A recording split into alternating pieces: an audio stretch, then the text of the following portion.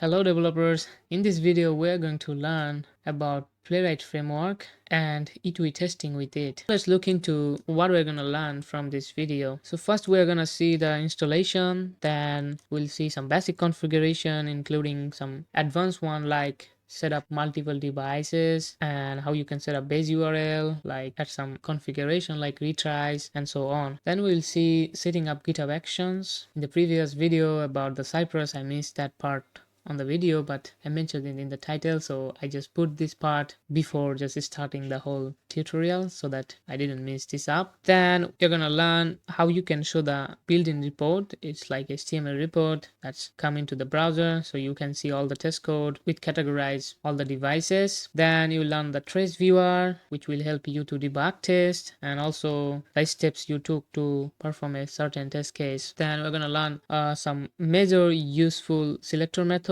that you're going to use a lot, and also the assertion method to verify our expected behavior. And then we're going to learn mock API, intercepting a particular API into a certain page. And also we're going to learn mock browser API like navigation, geolocation stuff, and then you will see the network thing, how it works and how you can use it to verify API request and mocking API. And then we're going to learn the fixture, the built-in fixture, and also the custom fixture, because custom fixture is one of the important and advanced feature in Playwright that help you to write sustainable code throughout the process. So we'll also see how we can merge built-in fixture with the custom fixture to make a base fixture to use throughout the test writing. And finally we're going to learn the test generator feature, I think, which is the coolest feature in Playwright. So let's look into the video overview that we're gonna cover. So first we will show the project overview so that you can understand the project scope and what are the test code we are going to write for the particular project. And then we'll go for installation of the Playwright and the configuration stuff. And then I will explain basic overview of testing with the to-do app that provided by Playwright and some of the basic tool. And then I will set up the GitHub Actions, and Playwright also provide a built-in GitHub Actions code, and we're gonna use that and modify it for our project. And then we will learn how to write test code, for our full applications primarily. And then we're gonna refactor our test code using fixture and custom fixtures. And then finally we will learn about test generator so that it boosts your test writing and make you productive to automate your applications. So why Playwright? So Playwright provides you end-to-end testing feature including API testing, visual testing, and also accessibility testing. Then it provides cross-browser testing feature where it supports all the major browsers like Chromium, Firefox, WebKit, and Edge out of the box. And this allows you to write a single set of tests that run consistently across different browsers and ensure that your application behaves as expected everywhere. And it also supports native multi-device or multi-context testing. That means it makes simple to test web apps on mobile device and emulate different screen size, simulate device specific behaviors and so on, like handling tabs, pop-up, and some native behavior on mobile device for your web applications. And it also gives you full control over browser to automate tasks like filling forms, clicking button, or navigating to pages, and also mocking some of the browser API, and also help to perform complex user interactions such as drag and drop or keyboard input. And it has some powerful feature that like auto waiting, which help you to automatically wait for element to load or become the element actionable to reducing flaky test. And it execute all the tests parallelly, so it gives you faster feedback. And it have a built-in report system that gives you a great visualization of all of your test code. And you can also trace your testing step by trace viewer. Then it gives you built-in Typescript support,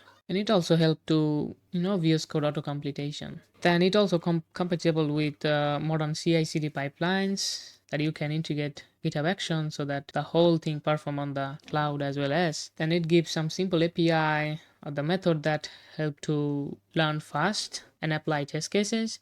and it has active community and rapid code backing from Microsoft and active open source community that's really helping every day. So I believe learning Playwright is going to be a smart choice for developers as well as QA engineers who want to write sustainable and efficient and scalable automated tests for their applications. So without further delay, let's dive into the video. Now let's look into the project that we're going to write tests for. So the project is run on localhost 5173 as the front end, and the backend it run localhost 8000. And this is the homepage of our applications, where you will see a game list and a hero section where you can see some text. And from homepage you can go to game detail page where you can see the game description, as well as a form where you can submit a game review, and also all the game review in the list. And beside that, we have the functionality to create games from the admin panel, and also admin can only create games, edit those games as. And also there is a feature when user submit a game review, it took the location of that reviewer. So in the admin panel there is a map so that admin can find all the review in the map view. So let's look into the login page. So this is the login page, but in this functionality in the login page, if there are any user created, then we'll only see the login page. We can't see create page, because in this applications we have added a simple feature that's user not able to create account. Here there are only admin can create account. So the first account that created, which will be the admin or the moderator. So I have just deleted the admin from the database, and if you refresh, then you can see, then in the login page you'll see the create account UI. That's when you have to create account to further access the admin panel. Generally user can see the game list and also they can review on that game, but the admin can only create and modify all the games and the reviews. So let's create a admin user, and you can see there are some validations that in the test code we also check and write test code about the validations. And when you created a account, then you can't create any other account, because the functionality is kind of like that. The user only can create one account. So now let's log in to our admin portal, and there are homepage, which is our game list, and there are game list, which is the admin panel for list down all the game so that admin can create new game and admin can edit the existing game, and also admin can delete the particular game. And as I said, that there is a map view in that application, so admin able to see where the review come from. Let's say this is the game name and this is the user who actually put 3-star review on the particular game. So this is another feature that we have in these applications, and also we have to write test code for this feature to check the map view as well as all the behavior that we have. And also in the login page we have different behavior, so it will be really interesting when we write test code about our login page, because in the login page we have two scenarios here. We can create new user and we can also log in with existing user. So we have to handle all those functionality in the test code to make sure our full application is running properly. So this is the project review, so that you can understand project functionality that we are going to cover on the test code. So in this project we have a client folder and we have a server folder, and in the server folder all we have is APIs related code, database, and all the server logic that run our application.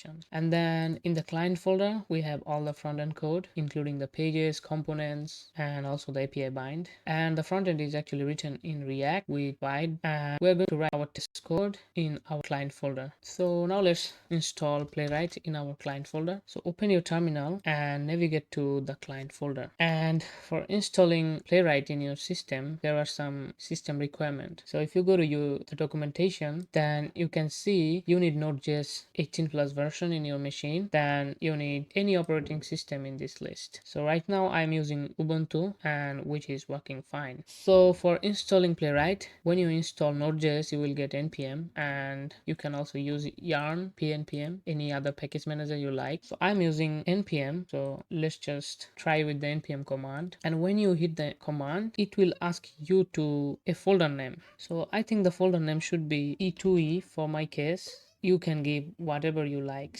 And when you hit enter, it will ask you to add GitHub Action workflow. So in the client folder, it will create a GitHub Action workflow by itself. So I want it yes, so press Y. And then the third one I should like to yes as well as. And also I would prefer to yes the fourth one, so that all the installation complete by itself. And if you use Linux or Mac, then it will ask your password to further continue the installation. So I'm giving the password, and after hitting the password it will continue the other installations. And after installing successfully, you will see the success message, and you will see a bunch of commands that can help you to run Playwright with different way. So if you go to the documentations and if you look into the installation part, you can see after installing all the things, it will give you Playwright configuration file where all the configuration will be held, and then the package.json file, which is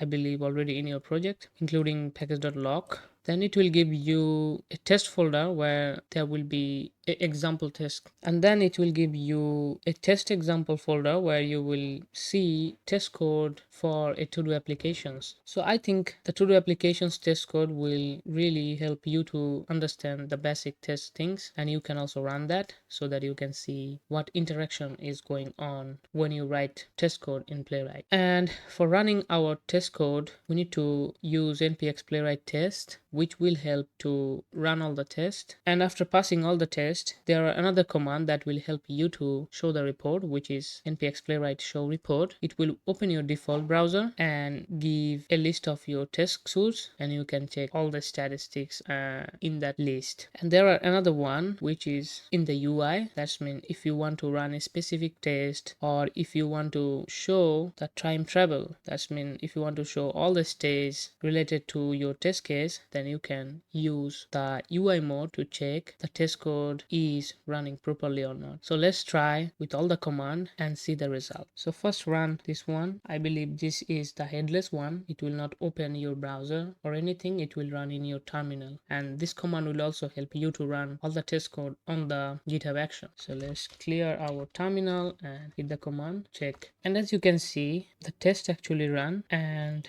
we have total 6 test case. 2 of the test case got failed, and 4 of the test case actually passed. And when all the test case pass, it doesn't open a report on your browser, but when one test case fail, at least one, then it actually open a report into your browser to show the list that which test case are failed. And as you can see, there are total 4 actually passed, 2 failed, and none of them skip or flaky. So, and if you click on any single test case, then you will see all the related stuff. Let's say all the stage, step, whatever you can say. So before, for example, running this test case, it run the before hook method, then it go to that specific page, then it selects something, then it's actually checks something, and then it also triggered the after hook method that actually ran when your main test case actually completed. And in the list you can search by the test case title. And one good thing is in the Playwright is it will give bunch of options to test your application. Now you can see we have duplicate test case, but those test cases run on different browser. As you can see, hash title is run in the Firefox, which is passed. It's run on the Chromium, which is also got passed, and it run on the WebKit, but it got failed. Why it got failed? Because WebKit is kind of like Macintosh operating system related thing, and because we're using Linux, WebKit is not kind of switchable with this operating system, and that's why you can see that WebKit encounter an internal error. So because WebKit is not compatible with Linux, that's why 2 of our test cases are failing. But if you run the project on Mac, then all the test case should pass, because Mac accepts WebKit, Chromium, Firefox, all of those things. So for that case, let's just see a good feature of Playwright. So if you go to playwright config.ts file in your client folder where you install Playwright, then you can see there are a lot of code or configurations have in that file. So if you go down a little bit, then you can see there are a property called project in your defined config object, where you can actually select bunch of browser. Right now we have Chromium, Firefox, and WebKit. So because I'm using Linux, and as you can see, it's have like desktop Safari. That's mean it's a browser called Safari that's run on Mac OS. So that's why, because we are using Linux, it's not running into our machine properly. So I would like to comment it and want to save it, because I just need Chromium and Firefox. And let's say, is there any other option I have to open? So I think I have mobile Chrome. I believe it will also support in my machine. And then as you can see, mobile Safari, and I believe it will not support because it's Linux. But if you're using Mac OS, then I believe it will also support in your Mac. And also if you try to run Microsoft Edge, that will also not support in Linux, because I think Linux is not compatible with Windows applications. So that's why I'm not uncommenting this one. Let's just comment out Google Chrome. I think it's kind of universal, so I believe it should work. That means we are trying to run all of our test suites into all of these browsers: Chromium, Firefox, then mobile Chrome, the device will be Pixel 5, and then also the Google Chrome desktop one. So after saving that, open your terminal, and if you close the older command and try to run npx playwright test again, then you can see there are 8 test cases. Because our test project increase, that's why our test case also increase. And as you can see, 8 of the tests actually got passed, and right now we are not seeing any error, and there are no report actually opened in our browser. So if you want to show the report, just grab that command and hit enter. It will open the report on your browser. And as you can see, we have total 2 test cases, but for different environment or project. We are using Google Chrome, mobile Chrome, Firefox, Chromium. So this is kind of like an amazing feature of Playwright, which will give you bunch of different option environment to test your application. So if some of the test case fail on Google Chrome and pass on Safari, then you might need to fix that on Google Chrome. And it's also same for Safari as well, as because sometimes there are some UI related feature that work on the Chrome fine, but that doesn't work properly on the Safari. So when you write Playwright test code and try to check that, it easily run those test codes and gives you the result. So now let's try to see how the to-do application actually perform during running the test. So for that case, you have to move the demo.todo app.space.ts file into your E2E folder. So as you can see, in the E2E folder we have example file.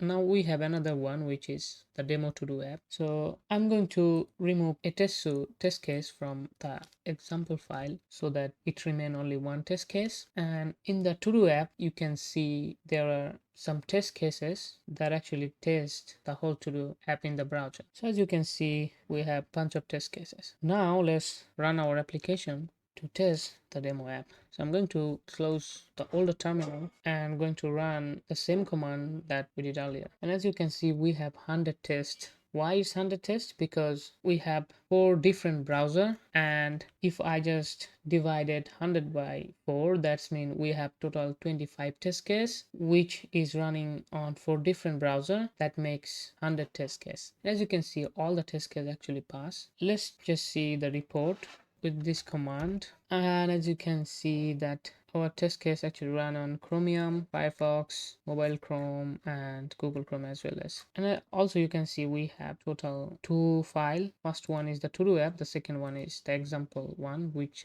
only have 1 test case. Now let's try to run all the tests in the UI mode. So for running that, close the terminal and believe the command is in the dock. So the command is npx playwright test --ui. So let's try to run that. And as you can see, it actually opened a desktop application in your PC, and you can also zoom in or zoom out, and you can see all the test case are here, and you can find all the test suites. And if you collapse over, then you can find all the test case related to that test suites and all of your test file. So, and there are a run all button that will help you to run all the test code together as we did by the command. And there are file specific run button. That means if you want to run only for this file, you can just click on that button. And also you can run by test suite specific and also a particular test case. Let's say we want to run new to do test source, and the first test case, which is should allow me to add to do items. So as you can see, when I run the first test case, you can see all the steps that it actually take. So first it actually run the before hook or before each function,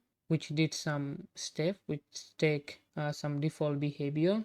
and it actually goes to that particular domain for that application. That's mean it go to the application's URL, and then it actually find out that placeholder, then it press on that placeholder and type something, then it press enter to add a new to do. Then I think it try to add another one, and as you can see it's added 2 up to do items in the list. So this is how UI mode help you to go step by step in your every single test case. That always helpful to debug your test code and maybe sometimes the UI. And in the bottom of the screen you can see there are several tabs where you can, in the locator tab, it will help you to locate specific DOM element, you can see here. And then in the source you can see that file source code and also which line you are trying to execute. If you click on this one, then you can see that this is the particular line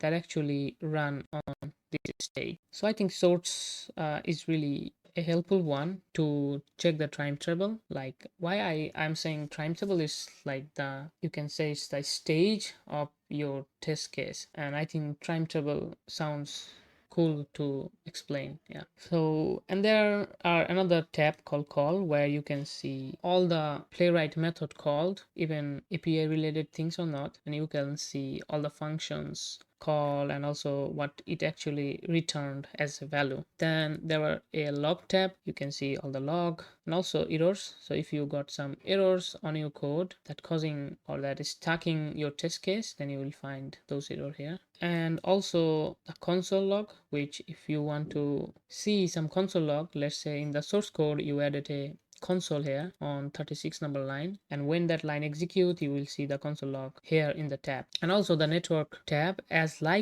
we see on the browser. So if your applications require API call or maybe page, HTTP page and WebSocket API call, then you will see all that listed in network tab as Chrome or any browser we used. And the attachment, you will see all the attachment related thing, and the annotation is kind of any feedback or annotations that you want to show. And one good thing you can find in the UI mode, you can see that you can see all the stage including the time here. So if you want to see that what happened on the 1.1 second, you can just move your mouse to 1.1 second and you can see that it was the stage on that time, because the whole test case actually took 1.6 second. So during 1.6 second you can see that it actually added a new to do, and 1.5 second it actually rendered the whole page. So this is really useful when your application load time is too long and there are a lot of functionality in the UI and you want to debug those things. And here you can also filter or you can search, and also if you want to check Firefox, Chrome, then whenever you run it will also apply all this browser as well as. So the same thing we did on the headless command, it will also, you can also apply that things here. So it will test all the tests with different browser. So if you define that browser in your project, in your Playwright config file, then that browser will appear here and you can check that during the test session. Now, and you can see all the tests actually passed. And if I just uncheck and put only one browser and try to run, you can see that we have only 25 test case. So that's why 25 test case become 100 when we run the headless command. And also you can just check pass, fail and skip so that it will filter all the related item. And also if you see some errors in your code or even it's related to the Playwright, then there are another option here, which is the output option, which will show you all the related commands are running behind the scenes, and if some uncertain error occur, you will see that error here. And I think which is really helpful sometimes to identify that either it's your code related issue or maybe it's another issue that causing the problem. And I think that's it about the UI mode, and you can able to switch to dark mode to light mode based on your preference. So I think it's really great feature. And you can also say that it's a kind of like a browser in your machine where you can test the applications and you can see log, network request and a bunch of tools. And one thing I want to say that if you click on any stage of a single particular test case, which stage have two stages, like the before and the after. So the before is when the stage actually, before that stage actually run, which is the before, and the after is when the stage actually completed. So you can also identify what functions actually run before your test case actually run, and as well as the after. And also the action tab will help to understand that what action it took during the test. So I think this is it about the UI mode. Hope you understand. So now let's look into the folder Playwright gives us. So in the client folder, you can see there are test-examples folder where the to-do applications test file contains earlier, but we moved that into our E2E folder. So E2E folder is the base folder where Playwright actually look into all the test codes. If you remember when we are trying to install Playwright with the terminal, it asks a name. In the placeholder you are seeing that it was test, but we type E2E, and that means we want to let Cypress know that all of our test code will be in the E2E folder. And that's why when the demo app code in our test-examples folder, it actually doesn't run that time. And when we move that file into the E2E folder, then actually both of our file run. So you can also define the base folder in your playwright config.js file. If you open the file, you can see test directory property where you can actually mention the directory name. We added E2E for that property. So that means it will only look into the E2E folder to look into all the test code. So this is the philosophy of the E2E folder or the test directory. Now, as you can see, we get .github folder, which is the Git Action folder, and inside that you can see a code about Git Actions. So it is also come from when we try to install Playwright and we press Git Action yes, that means it will automatically create that Git Action file. So I will discuss about it a little bit later. Let's just try to understand the other folders. So in the other hand, you can see Playwright Report, which is basically hold all the file that actually represent this UI. That's mean when we run npx playwright show report, we can see applications that's run in our browser, and for that applications UI related code is actually contains in that Playwright report folder. Even if you delete that folder and try to run that command again, the folder will automatically generated by itself. And also you can just put git ignore for that folder so that it will not load it in your GitHub, because it's reproducible every time by a command. Then you can see test result folder where it will create a lot of folder based on your test result. And inside that folder there are the zip file that will hold the trace file so that you can trace the result. So I would say just ignore that because it doesn't require right now. I think it will require some specific case sometimes. And I believe that's it. That's our folder that actually provided by Playwright. And the most important folder is the E2E or the test directory. You can modify it, you can change it, but for our case, for this video, we are using E2E. All of our test code will be contained in this directory. And you can also create multiple folder, and inside that folder you can add multiple test cases to organize it way better. So it's user preference. And also you make sure that you put those folder name into git ignores. Those are not you want to upload to Git. So for our case, we don't want to upload Playwright report and also test result. And I'm going to update my root git ignore file so that all those folder actually got ignored. So inside the git ignore file you can add test result, Playwright report, blob report, Playwright cache. So these are the thing I added, and I prefer you should also edit those folder name in your git ignore file. So I think that's it for our folder structure about Playwright. So now let's look into Git Action for this project. So because last time I make Cypress automation video and I missed the Git Actions part in that video, so that's why I decided to make that part before I make the whole tutorial so that I don't actually miss this part. What is Git Action? So it is basically a process that actually run after you pushed something on GitHub or like Git. So let's say you have a big project where you have thousands of test cases, and also in your team you have more than 10 people or maybe more. So if someone coded something and pushed it to GitHub, you want to make sure that all of your test case actually pass. So that's why the Git Actions comes here as a very useful tools to ensure some important process that run after you push something on GitHub, and it also ensures that everything is running properly as expected on your local machine. So in this project,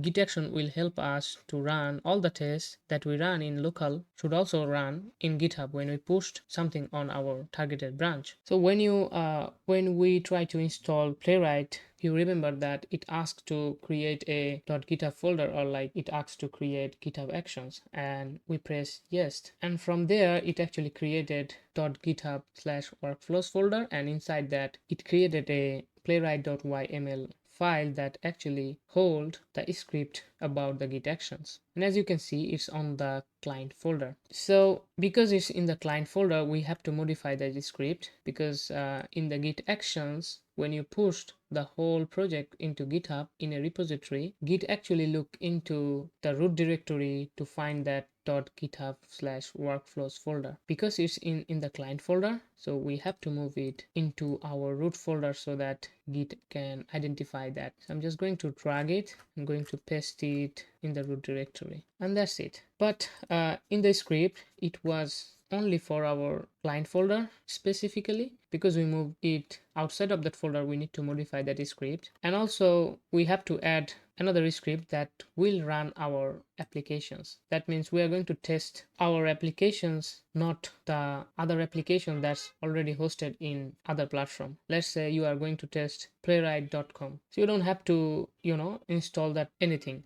You just have to install Playwright, and then you have to run that script. But we are trying to test our project, and which is in the client folder, and also it's related to server. That means we have to run our application for testing the whole thing. So that's why we need some script to run that application first, and then run all the test case for that applications. So let's see the modified code for this project. So this is the modified version. I just copied from my earlier file that I already done. So now let's understand line by line what actually happening here. So this is the test name that you will find a property where you can actually define a test name, or like a process name, which is our case Playwright test. And there are a property which will check where you actually trying to apply that action. So for our case, where we want to apply when someone push something on master branch, or maybe it should be main branch. That's when someone push something on main branch, then this action file will trigger and it will run all the process. And there are another property which is called jobs, and that jobs is basically the actions that will run throughout the process. You can declare multiple jobs. For our case, it's only one that we are going to run, and I just name it as Playwright. And you can define timeout durations. That means if something stuck or get looped, then after 60 minutes the whole process should closed, so that it doesn't took more duration in the Git actions. Because GitHub actually offer you some limited free duration to run the actions. So if the limit exists, you have to pay to run those actions. So timeout minutes is important to add in your Git actions file. And then the property called runs on, it actually represents the operating system that you are targeting to run the process. Our case is Ubuntu latest. And then you can define some steps. So we are going to grab the node version 4, the latest one. That's why this section is for. And then we are going to install our client dependencies, because we are going to test our client project. That's why we need to move into the client folder, and we have to install all the client dependency. And as I said earlier, the client project is written on React and also Vite, so we have to install all the dependencies regarding that. So here we just navigate to client folder, and npm CI will actually install all the necessary dependencies that included in the package.json file. And then in the same directory, we also try to install Playwright with all the necessary dependency it need, and this section of code is for that. And then we actually run our project, our client project. And if you go to the client folder and inside the package.json, you will see in the script property there are a command called dep, which will actually run our project. So we did the same. We navigate to our client folder and we run npm run dep, and we also wait to run the project on localhost 5173. That's mean we are running that project and we are waiting to finish the running process. And when the process done, now we can actually apply our test command. That's why we just again move to client folder, and then we hit the command npx playwright test, and which is the headless mode. That means it will not open any browser, it will only run in your terminal. So when this section will trigger, it will actually run the test suits and all the relevant test case. And this is the section that is optional. You can add this or you can remove this. I just added this from the default one Playwright actually give us. I think it's actually handled the report. When any test case failed, it actually moved that report into playwright.report folder, something like that. But we are actually added this folder into git ignore, so I think it will not happen. So that's optional. You can add this or you can just remove it. So this is the whole script that will represent how it can run the project on Git Actions and perform the test. Now let's push the whole thing into our Git repository so that we can see all the steps are performing in Git Actions so that you can understand it. So I have created a new repository. So let's just initialize that and push our code into that repository. So we have to move out from client folder and we have to be in our root folder, and then we're going to git initialize that.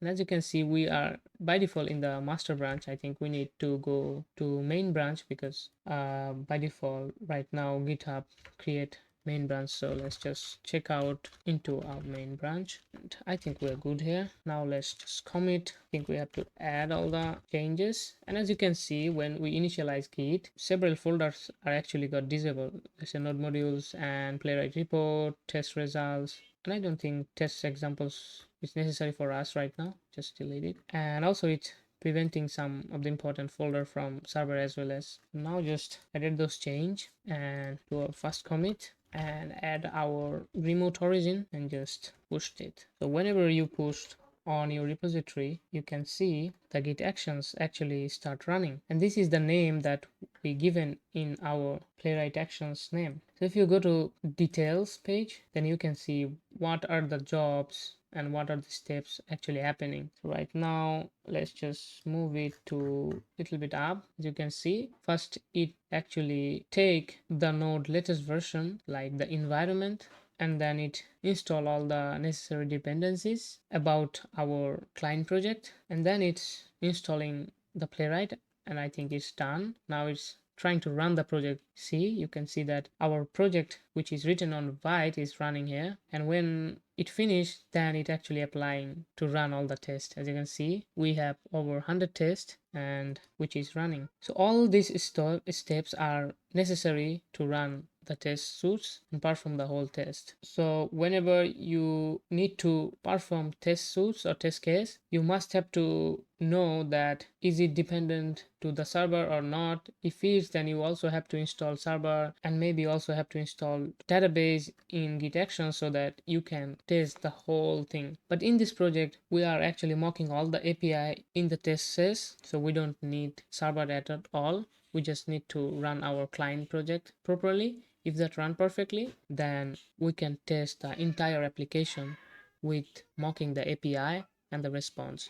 So let's just wait to finish all the tests run successfully or not. So if your application is so big, then the whole test will take a long time to just perform. So you might have to add some functionality to run those test case in multiple thread. There is a way also to run bigger application test case in multiple threads so that it doesn't take a long time. But in this project, we don't need that. It's not a big project, it's the smallest one, so we are good with this. And as you can see, our test case got failed, and you can see all the log that which test case actually failed. And in that case, you can see that this is the test case that is failing, and line number 84, that was the line that was failing. And the another one which is failing is about timeout exist. So this is kind of a common error that most of the time you will face. So based on that test failure, you have to fix that test and you have to upload that again. So if I go to our repo, then you can see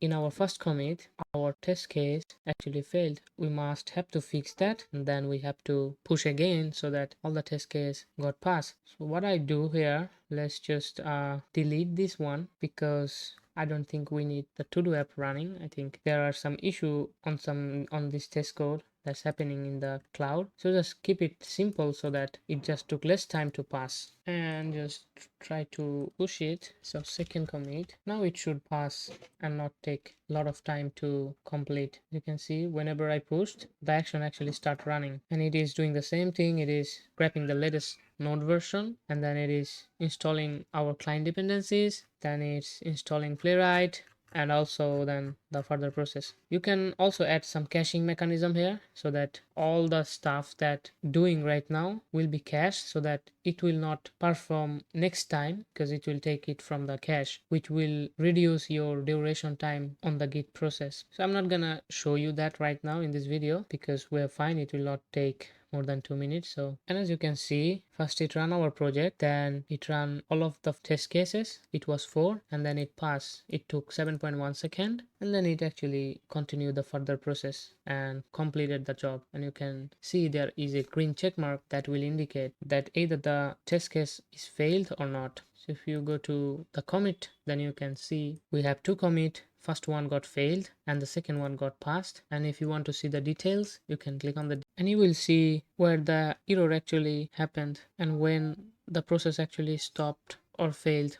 And if the process passed or succeed, then you will see a green check mark. So I think that's it about GitHub Actions. Now, if I talk about the YML file, I wasn't expert about .yml script, but I did some ChatGPT stuff and found out that how all the steps actually work on the script. And by default, Playwright gives a Git Actions, which is fine for just a simple project if you want to test and want to try to pass in the Git Actions. But if you need some modification and custom things, let's say for our case we are testing a local project, that time we need to create an environment, or we have to make sure an environment where the project actually run and perform all the test case. So if our project wasn't a local project, let's say if a project that's already hosted in a platform, let's say youtube.com, we want to perform test, so we don't need to install the project in the Git action. We just have to run the test cases. So when we run those test cases, we just only need to run that test case command. That's it,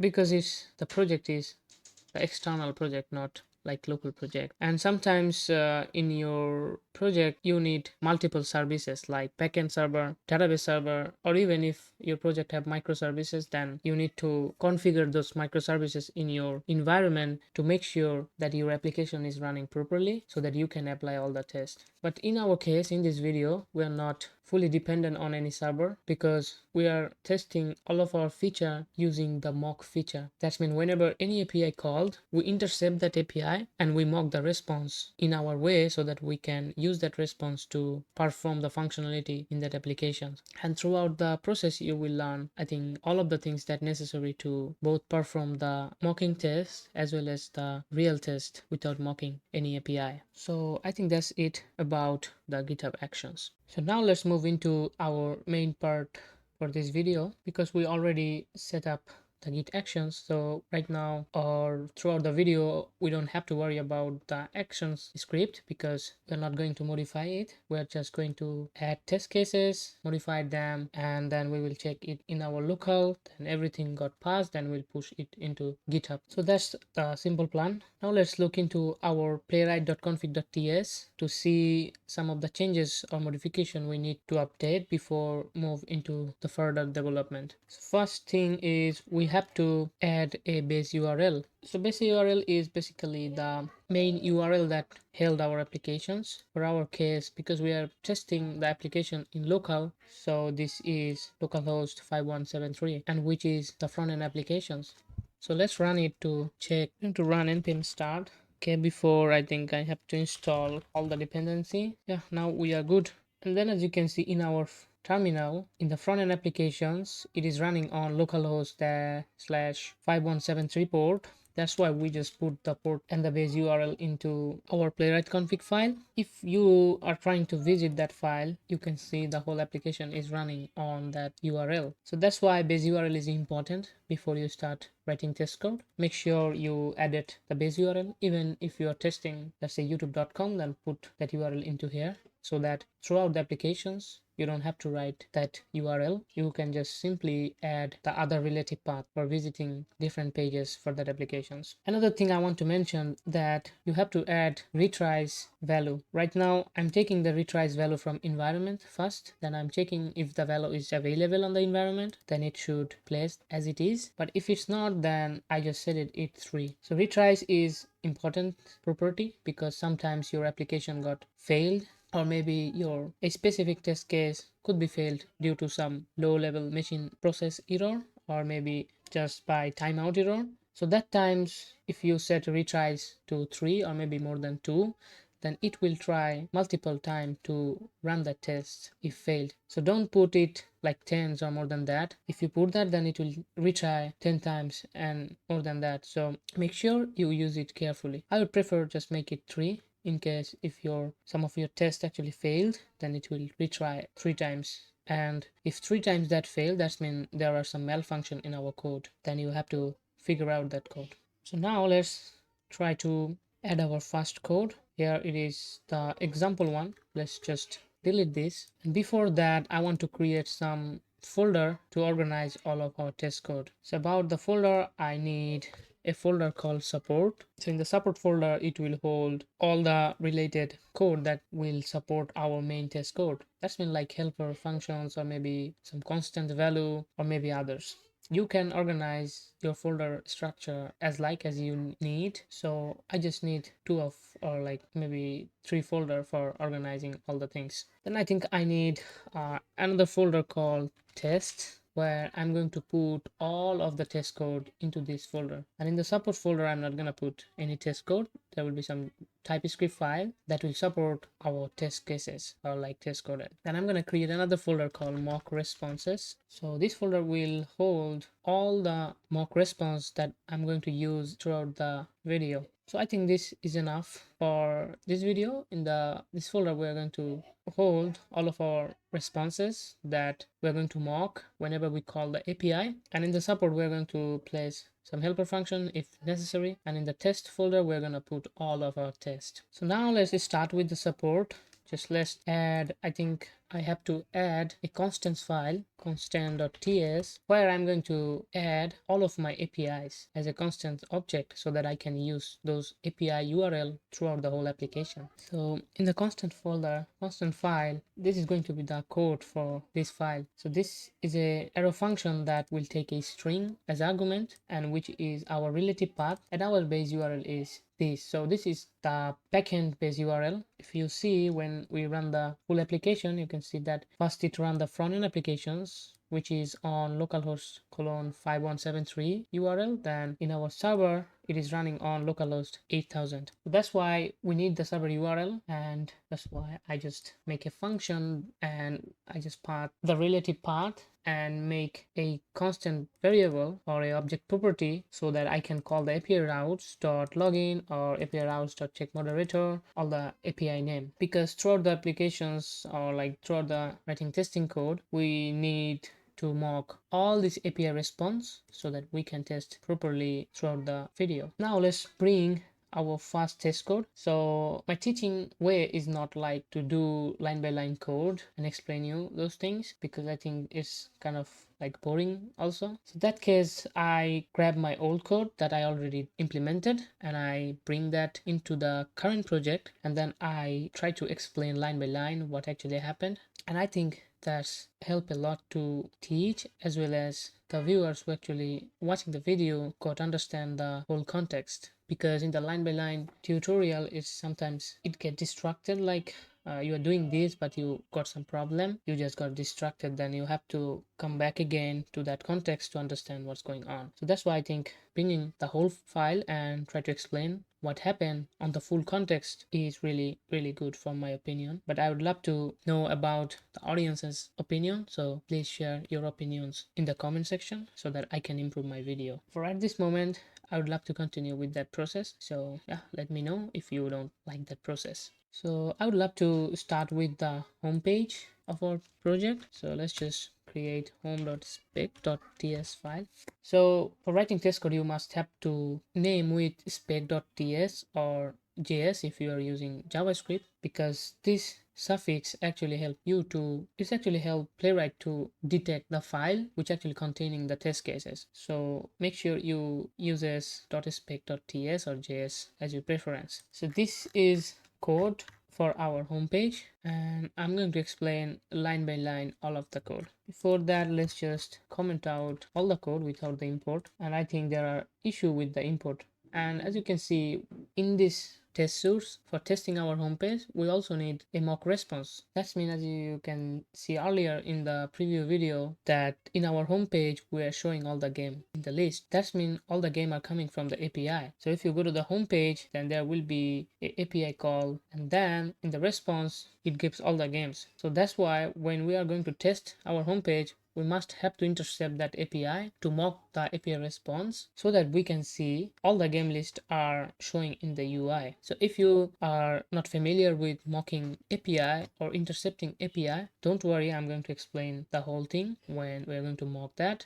Just for now, just listen what I'm just explaining here. So let's create our first mock response. It is going to be gamelist.ts, and all the responses file are TS file. We will just put an object there and we will export that object by default like this. And as you can see, it's a whole object, and inside that object we have a property called data, which is actually containing a list of games. As you can see, all the games, and if you look into the structure of the data, there are game name, game image, descriptions, review and rating.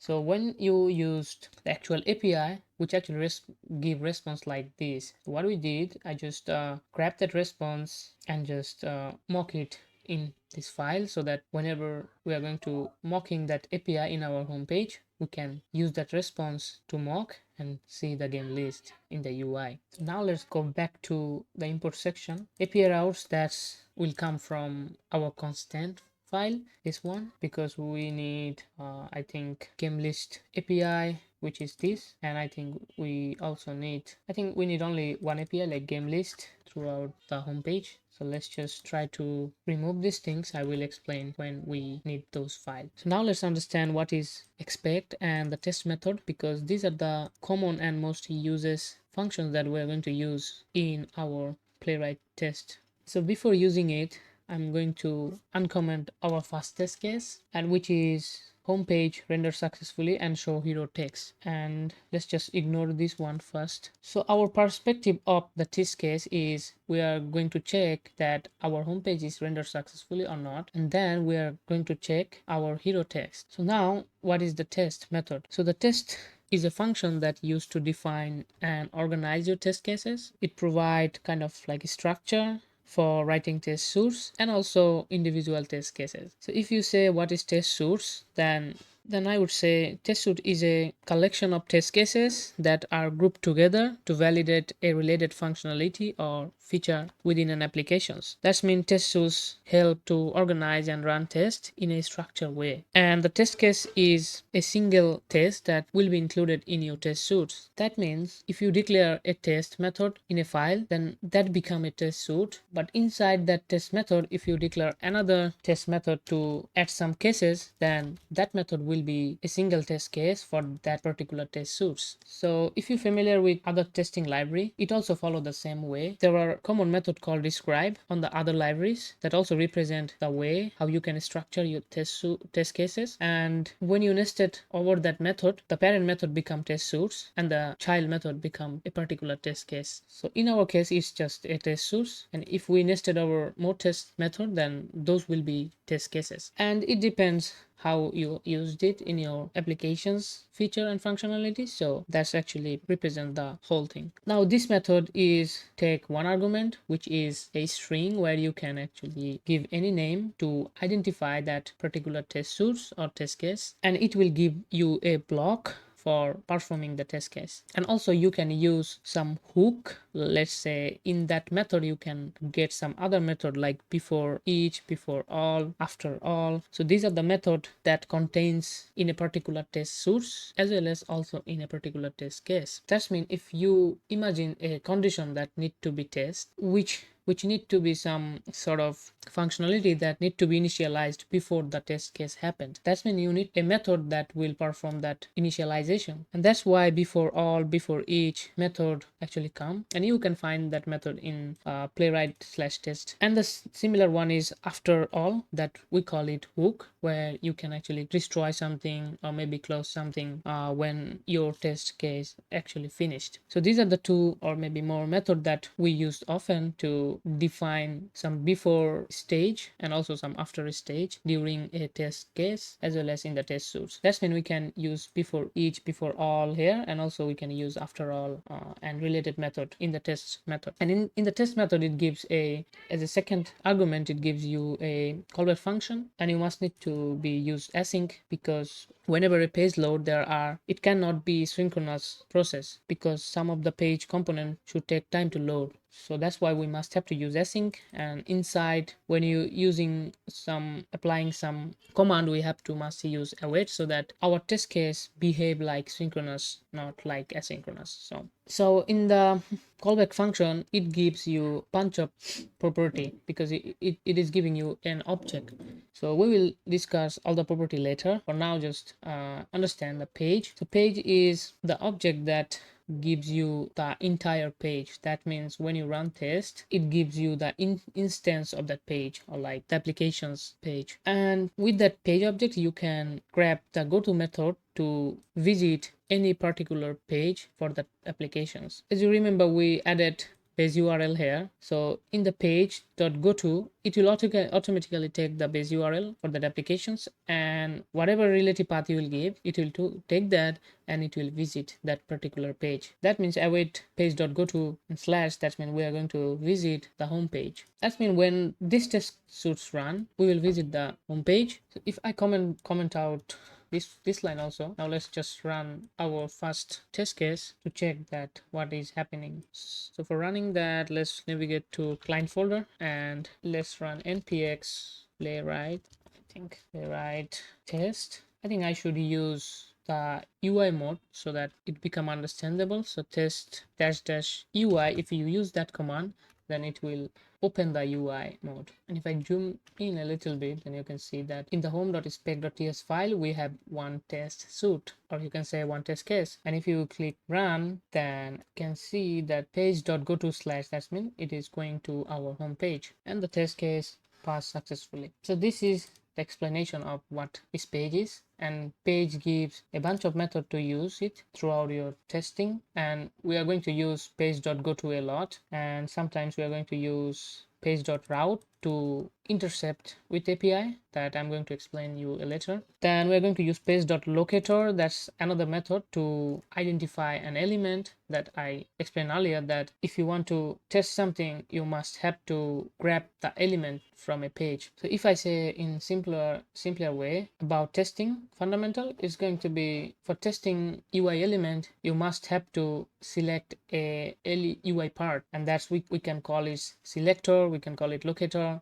In the different libraries, the names are different, but the common term is you have to select some element from your page, and this page method help you to give the whole page, and the page.locator, that's another method which will help you to grab that element. In the Playwright it's locator, maybe in the Cypress is something else, so the name is different but the use case are kind of same. So after grabbing that element, now we have to apply some kind of conditions, and that we can call it assertion. That means where you grab something as element, then you have to apply some assertions. That means we will apply some condition to verify that our element is either this or that, which is like as our need, that our element is verifying with that condition or not. So this is how the test case actually work in the front end part. So for testing any particular element, you must have to select that element, and then you have to apply some condition, and then you can verify that condition. So throughout the video, we are going to use page a lot, and also the method expect, and also the locator that will help us to grab any particular element. Now let's uncomment this one So this one, you can see we are using expect, which is another method or function that is used for assertion in your test, as I said. So you have to apply some condition on a particular element for the assertion, and for doing the assertion, expect method actually help. And it is kind of the same method as the other framework provide, like Cypress and many other unit test libraries. So this function enabling you to verify conditions and values, and it helps you to check conditions and validate behaviors or something like that. And some common method you will find after you use the expect method. For example, if I just remove it, and you can see this expect method have also contained some other method like to visible, to equal, to contain, to have text, to visible. There are a lot of it. So when you pass any element on that method, then you can use all the method that it provides. So if you just press dot, and then you will see the VS Code suggestion about all the method it have. So these are the method that help you to verify and check about the element. And this is the element that talked, which is in the assertion, it needs some sort of element, because without element you cannot apply conditions or checks. So for grabbing element, we are using page.locator method that will help you to grab element from the page and all from the DOM. And page.locator method is help you to grab that particular element from your DOM, and you can also use that element. You can store it as a variable, then you can use that later.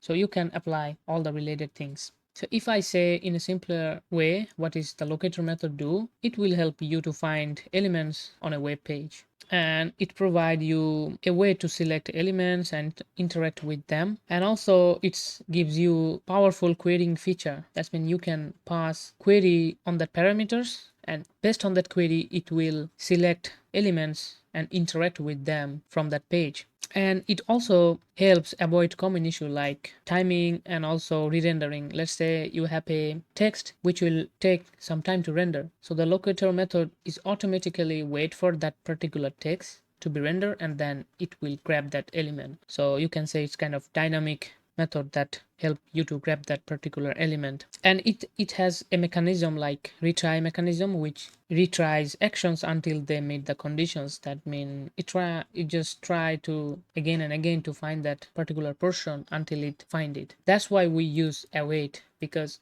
when we use await, the tasks become like mandatory to finish here, and the retry mechanism actually apply on there. Even if you don't use await, it also behind the scenes using the retry mechanism to find that particular element you want to looking for.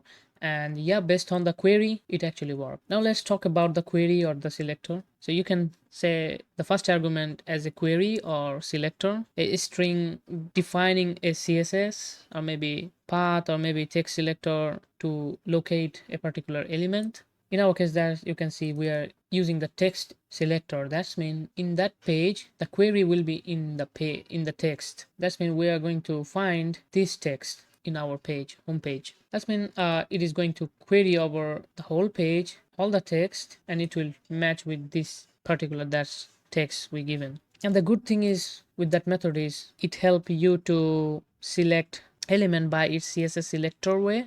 Let's say if you used vanilla JavaScript, where in the add event listener you can pass a string, which is also the same as like it provide, which is called the CSS selector things. That means if you want to select a button, then you can simply button with ID, you can simply call the button, then you can press hash, and you can use the ID here. And also if you want to select a button with a class name, then you can just put the class name here. So something like that. So if you're familiar with the vanilla JavaScript way, the selector way, then it's kind of easy. And if you just stuck with some kind of complex selection, then just you can Google it about the way that actually work on vanilla JavaScript. So that things also work here. So it not only work with the single selection, it also work with multiple elements. Let's say you want to grab multiple elements together. Let's say you have a class name called list, and in the list it hold multiple elements. So you can just simply pass dot list, then it will look into the class name that have list, and it will grab all the element inside of that initialization. And you can also perform action when you have some multiple elements. Let's say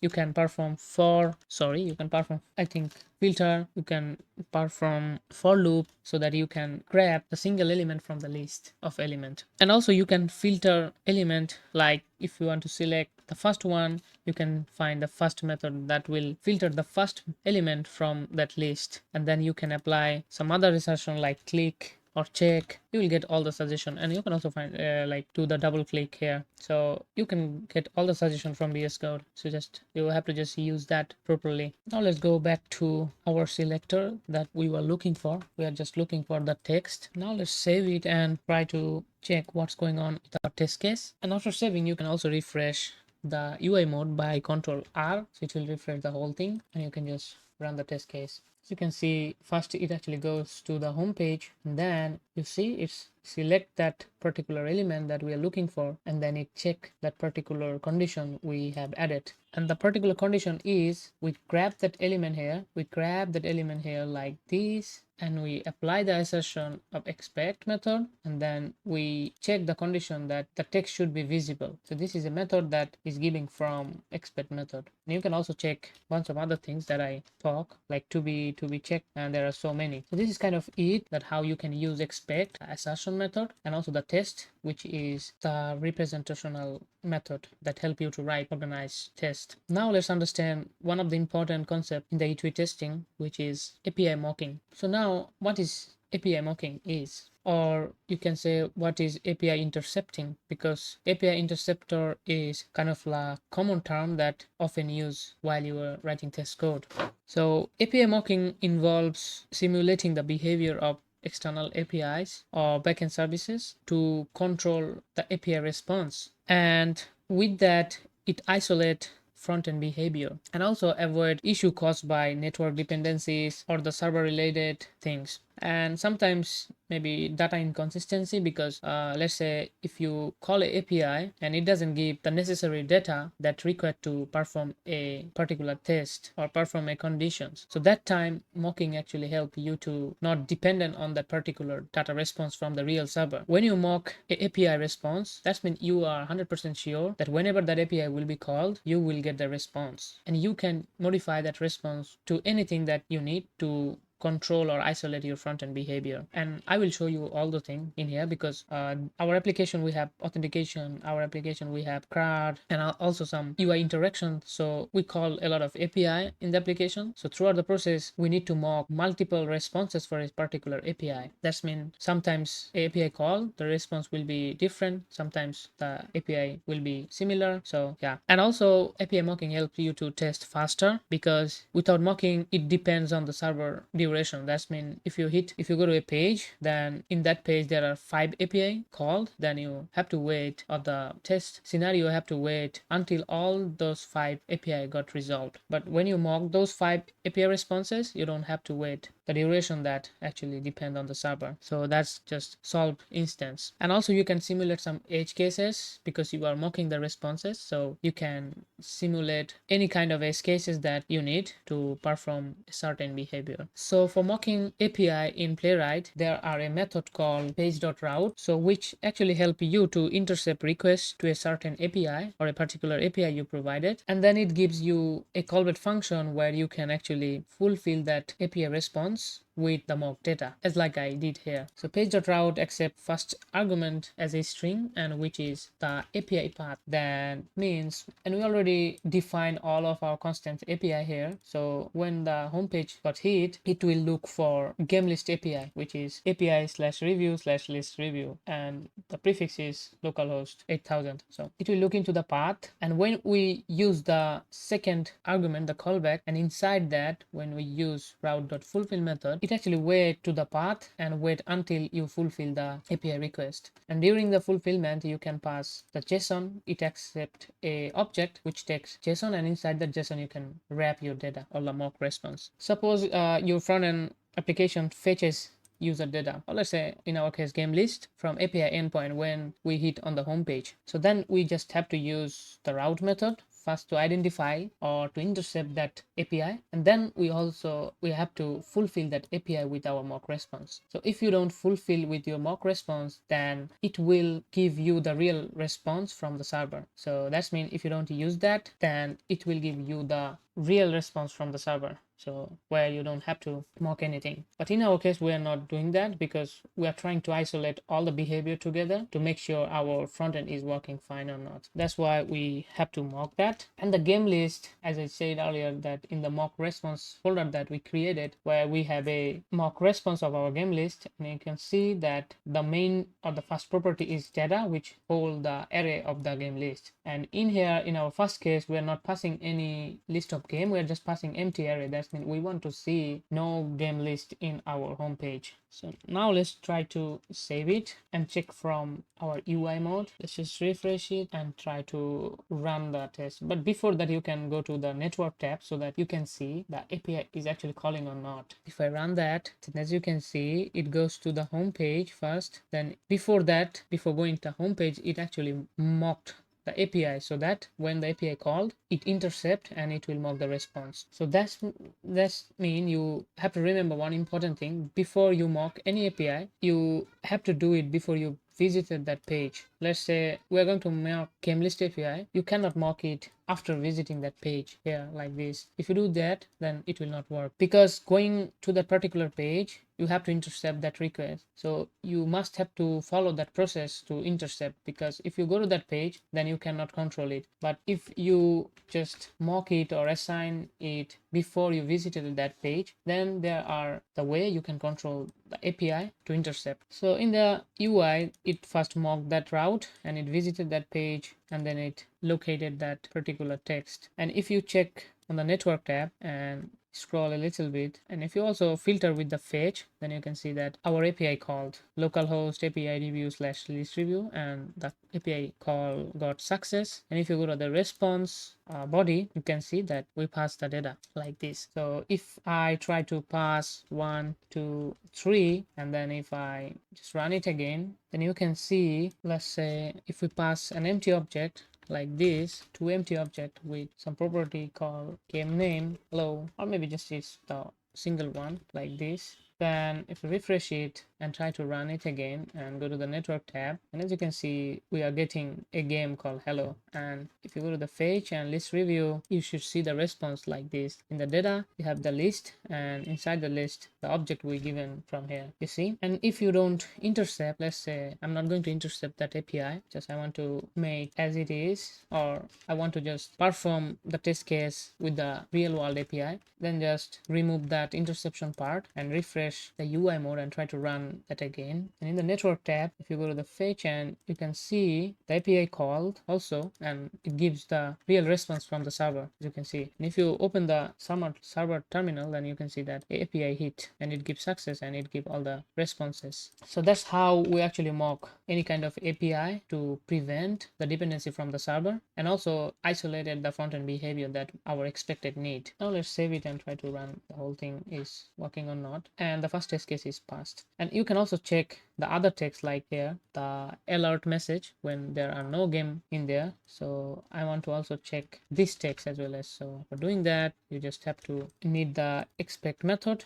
and also in the selector you have to select the text. I'm going to select this one, and also it should be visible in the UI. Now let's just run the test cases. As you can see, there are two methods that called after finishing the page, which is first one the hero text, the second one is the hero text. And I think that's it. I don't have to check the other text because that will come along with it, so I can make sure that from my application perspective. So this is how the expect and test method work, and also the API mocking, you can call it intercepting or whatever. And throughout the application, we are going to mock a lot of APIs responses, and also we're going to use the assertion, and also we're going to select a bunch of elements to apply our necessary test case to meet the conditions. Now let's uncomment the second one, which will check game list, no games found. That means the test case I written here, which is actually holding here, that means the first one check the page is successfully rendered or not, and the hero text. And the second one test case is checking that there shouldn't be no game list as a text when we we're passing empty data in the API mocking. Here we also mock the API. As you can see, the second test case, we use the route fulfill and then we pass the empty data, and then we are checking with the no game listed that this text and also this text as well as to be visible. So let's just save it and try to run it, so then we can see there are two test cases, as you can see, and both of them actually passed. And also you can see all the stages that it have been through. Now let's uncomment the final one for our home page. In this one, we'll check game list, check game count greater than 1. So in that test case, we are going to pass our mocking API responses that we already added here. And I'm going to import that object, but before that, I think in the mock response, because it's a default export, so we have to import it manually here, or maybe we can just create a index.ts file where we are going to import all of the responses here, and we are going to export from this file so that we can easily import from anywhere. So our index file should look like this. So we are importing the game list manually in this file first, then we are exporting the response with a name like game list response. Now we can just simply call that object and use it anywhere throughout our test cases. So you can see we just import it from the index file. So it makes your code more cleaner and understandable. So now we are calling that API, and before visiting our homepage, we are mocking the API and also mocking with this response that we already added. And now after visiting that page, we are selecting .greet element with call span1 class name. That means, as I said earlier, in the locator method you can pass query, you can pass CSS selector. So right now we are actually passing the CSS selector to grab the element which have .greet class name, including .call span1 class name. And this is not only giving you a single particular element, it will give you a list of elements. That's why we hold it in a variable like game cards. That means it will look into all the game list elements and it will hold in that variable, and then we can apply some assertion here like the count method we did. This count method will check that how many elements that have in the particular element. Let's say if I try to use start, then you can see that all the method it will suggest. So from that method we are using count to check how many elements that it actually holding. If it's return a single element, then you will get 1. If it's multiple element return from the selector, then you will get multiple numbers. And then we hold that number into a variable so that we can apply some assertion on it, and we are trying to check that the card count should be greater than 1. And we are also using the expect method to apply assertion, as I said earlier. And in that method you'll find to be greater than, to be less than, and you can pass the number to check. So now let's see all of our test cases are running or not. You can see if you change anything in the file, it just change instantly. You don't have to refresh or open or close. That's also a good feature. Let's just try to run all the test cases. And as you can see, all of our test cases pass. If I go to the last one and go to all the stage, then it wrapped or mocked the API here, which took 30 milliseconds, and then it visited that page and render, and which took 1.6 seconds. That you can see, then it checked that locator, and then it checked that okay, the locator should be greater than 1. Because you are not saying anything, is you are grabbing the element and you are doing some assertion. So when you're applying some assertion, storing a element in a variable, you can't see the changes in the UI mode. But if you try to use the locator and apply that assertion inline, then you can see that happening right here. If you look at the source code here, we are using the expect method and we are using the locator inline to check that it is visible or not. But in here, if I click on that, and as you can see, it's not the locator or it's not the element either, it's the count, maybe it's the number. So that's why you're not showing anything on the screen, it's just white. So don't worry about that, it's just checking the context or the condition that's required to check. But this one, we visited the page, you can see the visibility on the UI. So this is kind of it for our homepage, and I think you able to understand how API mocking work here, and also the assertion method and also the selector method. I believe this three thing is kind of fundamental thing to learn E2E testing. That means you have to select something, then you have to apply some assertion, and sometimes you have to mock API to isolate some front-end behavior or the feature that need in your way. So one thing you may notice that every time when we run our script, we use npx playwright test -ui and maybe sometimes only test, and which is I think a long command, so let's just minify it. In our package.json, in the script property, you can add two more. I added E2E for the headless testing command and E2E :UI, which will open our UI mode. If I just run npm run E2E :UI, it should open our UI mode. Now let's move into our next test case or test source, which is for login page. Let's create a test file for login page. Sorry for my typo. So here is all the code related to our login page, and let's just comment out everything. So here is all of our login page code, and let's just remove all the import and also comment out some code. So here you can see we have two test suites. Let's comment out the second one and also comment out some test cases. And here we go, we have test.describe method. As I discussed earlier, that it is also a method used for organize your test code. And when you use describe, and inside the describe you can add multiple test cases, and describe method group together to create a new test source. That means create moderator is a new test source. Now before writing test code about login page, I believe you remember of the project overview section when I talk about login page in our applications. So in our app, the login system is kind of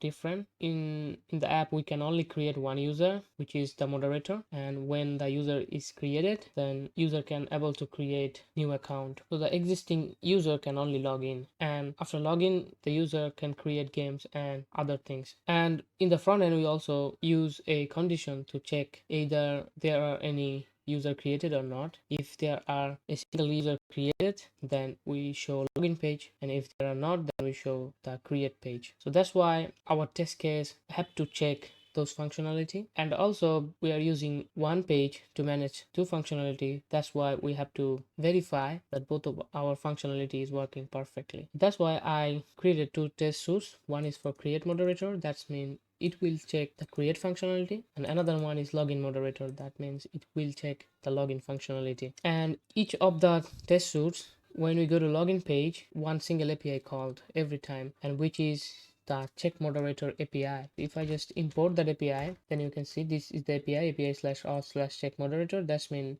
whenever people come to the login page, the API called, and it gives a response like is user exist or not. And based on that response in the front end, we actually showed the login page or the create page. So the cool thing is here we can mock that API with our expected response to verify our behavior that we need. So in the create moderator, that's mean when we call the check moderator API, we have to mock response that user doesn't exist. And that's why I added moderator not exist response. So I have to add that file into our mock responses with the object, and then we are going to import that, and we will mock on that API. So whenever the API triggered and when you go to login page, then it becomes a create page. So let's create two files for our mock. So one is going to be moderator exist not exist, and another one is going to be moderator exist response. So that means both of this file will contain a response body. One will mean user is exist, another will mean user not exist, and the response is kind of like this.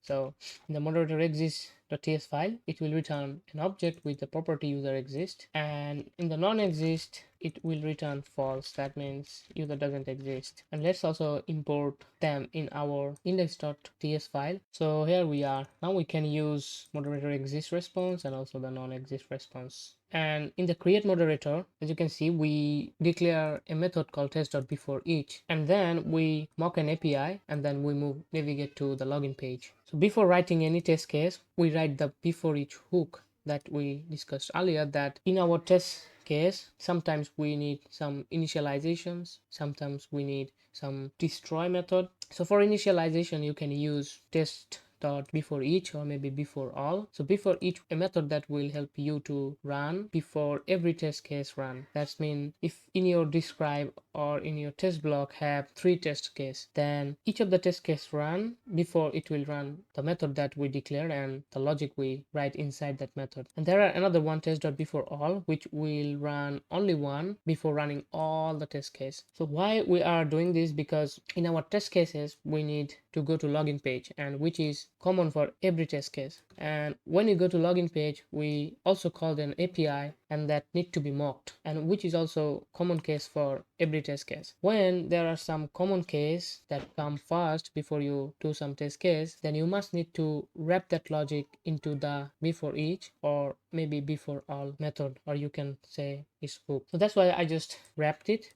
and we are going to use before each quite a lot, because initializing some process or some steps that reduce multiple line of code in any test case. Let's say if I don't use this one, then I have to repeat this code on this 4 test case, and which is not like a good practice. So make sure you use before each or before all based on your need to write down efficient code. So now let's mock the response before we move or navigate to the login page. So this is the API, and we are intercepting that API check moderator, and we are going to use this API also a lot, because this API is triggered when we go to login page, and based on this API response we actually show login or create page. So right now we have to show create page. That's why we need to pass moderator not exist response, which is this one that we already declared here. And for initialization, that's kind of done here. Now let's just uncomment our first test case, and which is checking create moderator page render successfully. As in the home page we check the home page rendered or not, we are also checking the create moderator page is rendered or not. But here we are checking with different query. In the home page we checked with text as a query and we passed the text, but in here we are checking with the button name that have a name property that is create. That means we are checking from the page that button that have role with button and that name with create, and that should be visible. You can also check it by like text, something like this, text create. I think that also should work. So you have to remove this one, or I guess this one. Yep. So if you just pass like this, that's also should work, but I'm going to check with the button, because in the login page there are a button that represents login and also create new account based on the API response. That's why I'm using button to check. That button should have name with create and it should be visible. Now let's check our test case about login page, and as you can see, this is our first test source, which is create moderator, and if you open, then you can see there is one test case. Let's run it,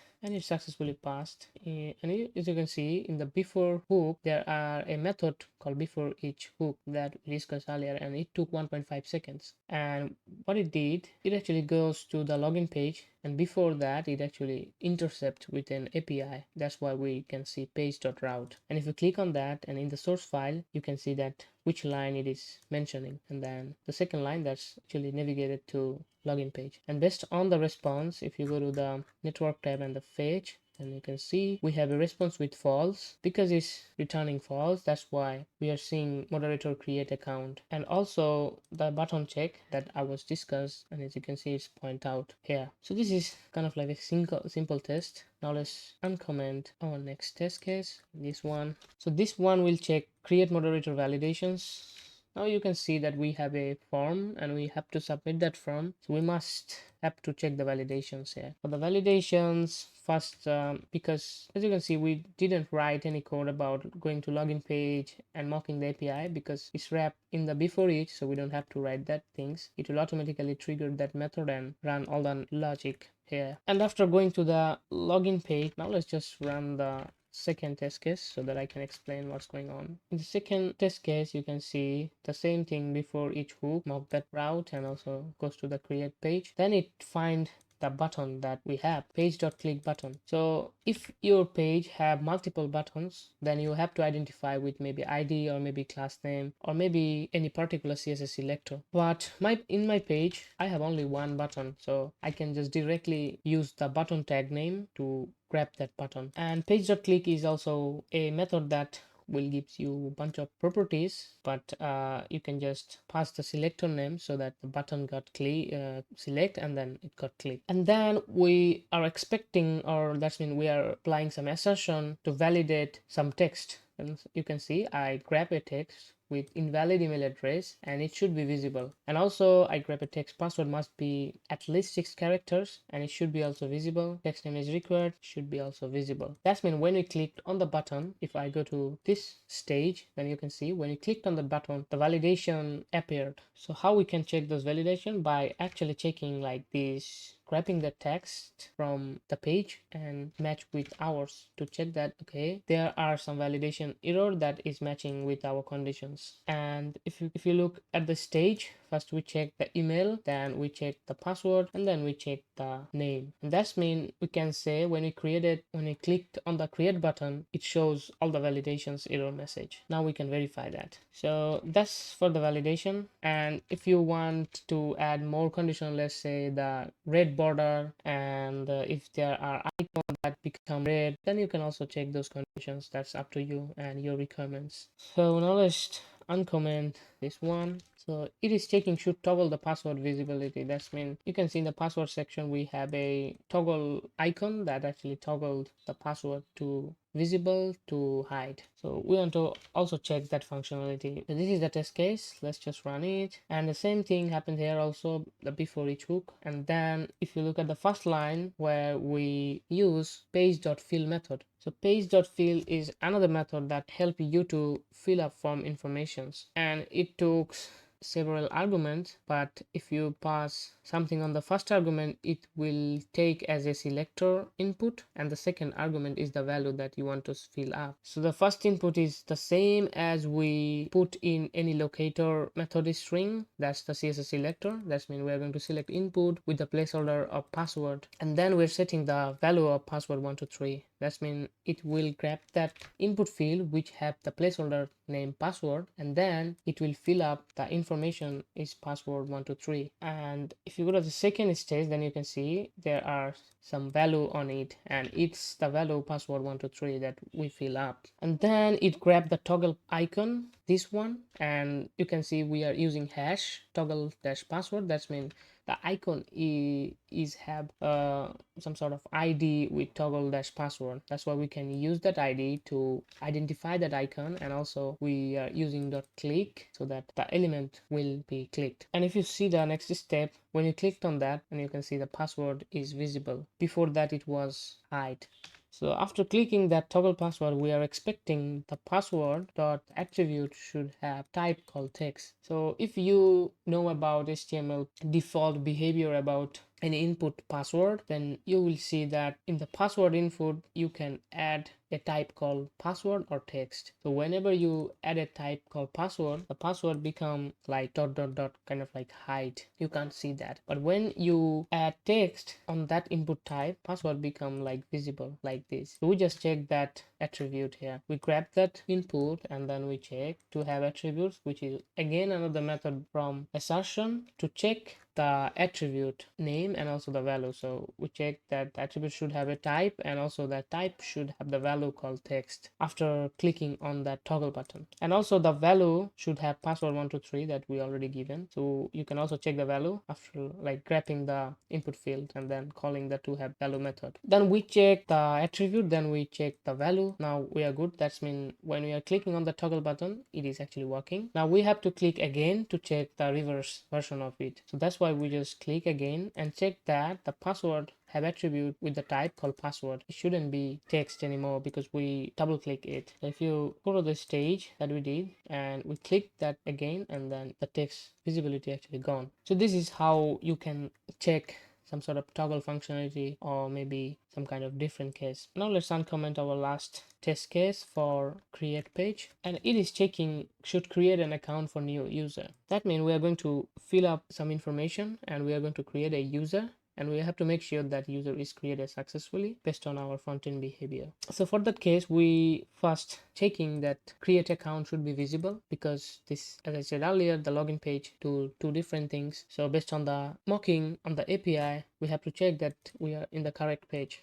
Then we grab those input field, this three input field with the placeholder name, because in the page there are only three input fields, so I don't have to add any kind of other selector, unique selector to identify that input. That's why I just checked with the placeholder name, and I think it's easier to grab that element. And the field method that help you to write on that form. So first I grab those from by the selector, and then we pass the value for that particular element. It's like as I think it will give error if I just don't pass this response. So here we fill up the information, then we mock an API. then we click a button. So why we need to mock the API? Because when we click on the create button with filling up all the informations, that means we are going to create an account, and that means in the create button it is triggering an API to send our user information to the database to create a new account. So if we don't mock that API, then the scenario will here is be real thing, like it will call the real API to the server and try to create new account, and which is I don't want to expect, because we are mocking all those things here and trying to isolate all the behavior as our need with the response. So that's why before we click on that button, we fill up all the information and we also mock that API. So you make sure every time when you want to mock something based on any action or trigger, you mock that API response or intercept with that API, and then you actually perform that actions. For our case, we just click on that button. So in here we are going to hit create moderator API, which is API/auth/create moderator. We are intercepting that, and as a JSON we need create moderator response. So let's create a file. So this is our file, and this is going to be the response that we are expecting when we successfully create a user account. So it will return an object with success true and also a message, and we also have to import that in our index file, and we have imported our create moderator response from this file, index file, so that we can use it precisely. And let's just import a response here to pass when we are mocking the API. So now it will fill up the information, then it will mock that API, create moderator, and then we are actually clicking the button to hit that API. So when we click on the button, the API will trigger, and because we mock that, so it will not hit the real API, it will intercept that API and mock it with our response. And then when it's done, we are going to check in the page that there should be a text called moderator created, please log in. We are going to check that text, and if the text is visible on that screens, that means we are good. Our user create functionality is working specifically in the front end. So now let's just try to run it. As you can see, the test case pass, and if I just explain the stage, first we check the text, then we fill up the informations, name, then we fill up email, then we fill up the password, and then here you can see the blank because we are mocking that API here, and then we click on that button, and then as I said that there should be a method, there should be a text called moderator created, please log in, and it's kind of like a toast message here or some kind of success message that I want to show that user actually created successfully or not. So when we got that message in front end, that means the API got success and the user has created. And if you look into the network tab and the fetch method, then you can see that first it called the get method, which is user exists false. That's why we are seeing the create account page. And then when you clicked on the button, it requested the create moderator API with the post request, and in the response it gives success true, moderator created successfully, that already passed. And then again it called the get method to check that user is exist or not. So here you can see the user is not exist because we didn't mock it here also, because we mocked only one time here, so, and which is returning the response called false. And the same thing happening again when we create a new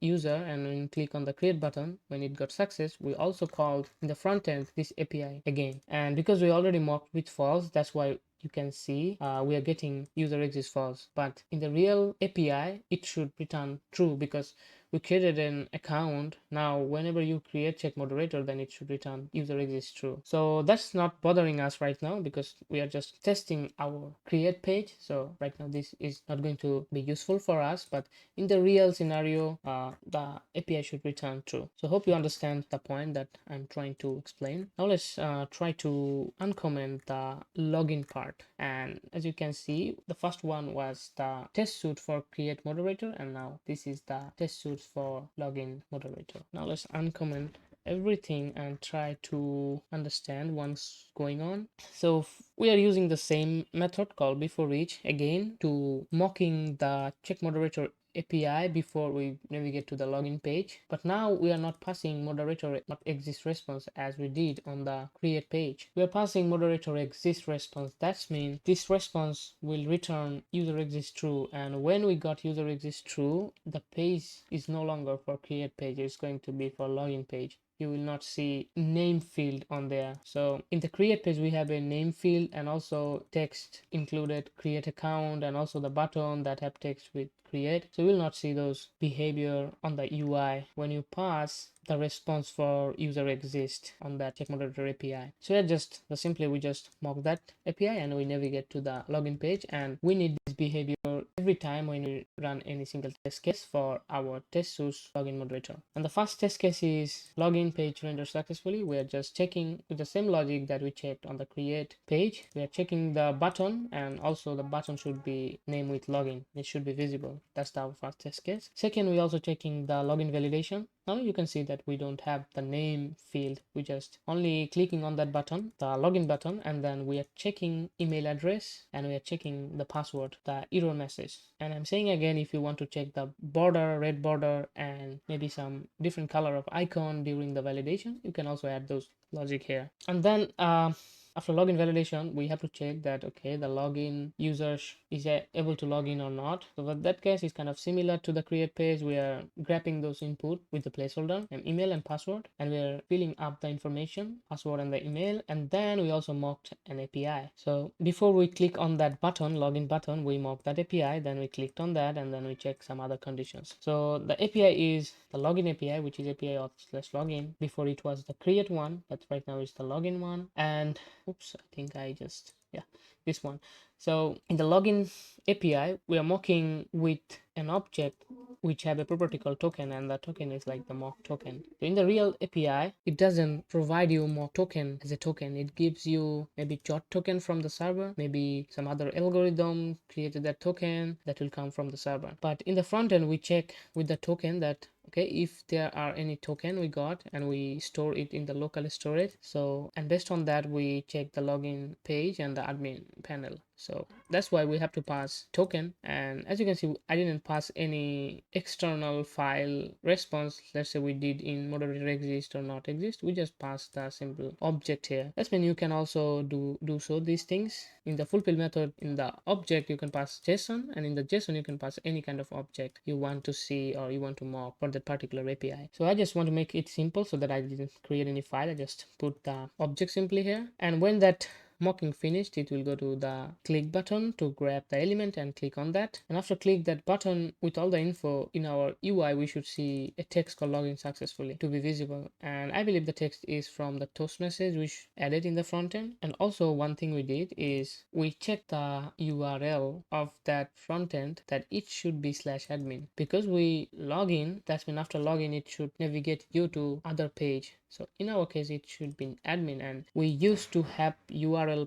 method that help you to check current page URL. And as you can see, this is also an assertion method, and we are using expect and pass the full page, like the page we get from our test method, and we pass the full page. Then we are checking the URL should have /admin path. If that's so, that's mean we successfully logged in. Now let's check visually so that we can understand it better. As you can see, it created another test suits, and in the test suits we have some test cases that grouped together. Now let's first try to run all the tests that all are passing or not. Then now let's just see the triumph table. So you just check the login button, the first one, and we can make sure that our page rendered successfully. Then the validation, as you can see, it clicked on that login button, and there are no longer name input field here because it's the login page based on the response that we mocked before coming to the login page. And we didn't check the toggle functionality here because we already checked it on the create page, so that's not necessary to multiple check on the same page. And then the last one is should log in as a user. You can see we grab email and password, and I put that info, then we mock that API, then I click on that login button. Then as you can see, we actually navigated to the admin page after login. And if you go to the network tab and fetch, then you can see there are a login API that triggered with the response called mock token. And then when frontend got that token,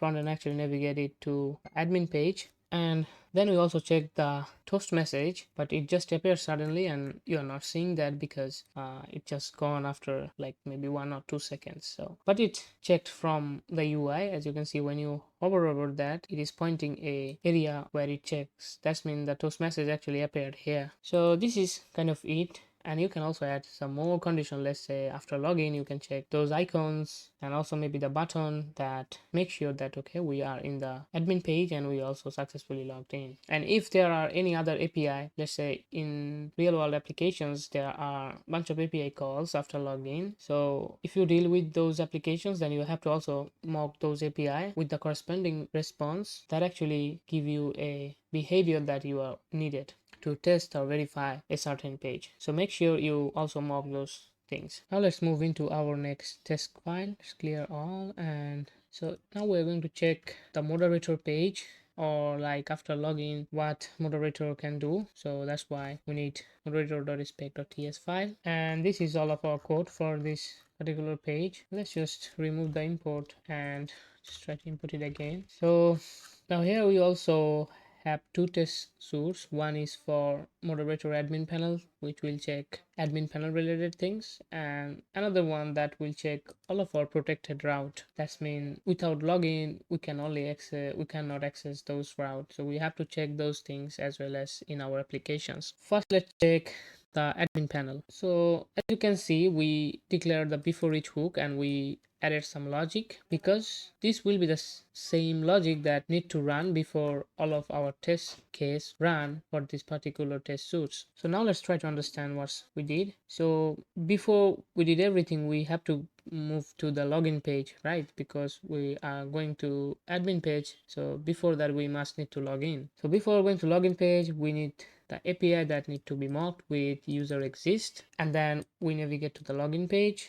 Because we are mocking user exist, that means we will get login form, and that's the email and the password. Then we fill up the information and then we mock the login API with the mock token, and then we click on the button, the login button. That means the before each function is actually doing the login part. That means whenever this test case run, or maybe this test case run, we are actually logging to our admin panel, and that's necessary and required to check all the admin panel related conditions in our app. And you might be thinking that we already use this logic in our login page when we test should log in an existing user. So, and we are also repeating the same logic in this file as well. As so why we are doing some repetitive code. So come down, we are going to refactor all those things, but first we have to learn the raw way. That's mean the basic way that need to complete a test case. So we're going to learn the whole refactor mechanism with a advanced feature in Playwright later in this video. So be patient and just try to understand all the page with the test code. And if you understand those test cases and all the steps, then it will also help you to refactor the repetitive code with the advanced feature from Playwright. So now because we're already logging every time when we run any test case here, because we grouped our test case in a describe method, we're using the before each. So now let's just start with the first test case, which is checking that check admin login successfully. That's the kind of same case that we check in the login page, but it's still in the moderator admin panel we have to check that yes, login successfully or not. Then we are checking all the menu are accessible or not. So this is the second test case, yeah. And then the third one, we check the logout functionality. So for checking URL path, as we discussed, that we have a method, assertion method, which help to check the current URL, as you can see, which is tool have URL, and it took several arguments, I guess, like the URL and also the options. You can edit ignore case or the timeout, or also you can add regular expression in the first argument. But for our case, it's just simply the relative path that we need to check, because we already added the base URL. So whenever you go to /admin, that the /admin will match with our relative path. So here we are just calling the expect method, and we are passing the full page, and we're then checking that our current URL should admin. It is the fastest stage when we logged in, So first we will check the admin path, then we are checking the home page. And as you can see, we are grabbing a card which is like hash home card. That means there is a element that have an ID with home card. That's why we're directly grabbing that and we are clicking on that element. And then we are expecting, after clicking that element, the current URL should have changed to admin2 /. That means we should move into the home page. So if I show you the card, as you can see, this are the cards that visible in the admin page. And right now, the first test case, we're trying to click on this card, the home card, and it will bring us to the home page without any relative path. And then the game list path will bring us to the game list page, and the map card will navigate us to the map page. And there are already have ID for all of those cards. Let's say for the game list card, there is a ID that binded on that particular card, which is game list card, and then also review in map. So in the UI, the card you saw, I added ID for each different card so that I can grab that card and I can just apply the click method so that I can click on that particular card to perform some actions. So here we first click on that home card, and then we navigate to the home page, and we are checking that after clicking that home card, it should have the URL with /admin. We should have home page, and then we are clicking on the game list card. But before that, we also go back. That's mean we go back to the admin panel from the home page, and then we also check that, okay, after going back to the admin panel URL should be /admin. And then again we select the game list card, the second card. Then we checking that the URL should be /games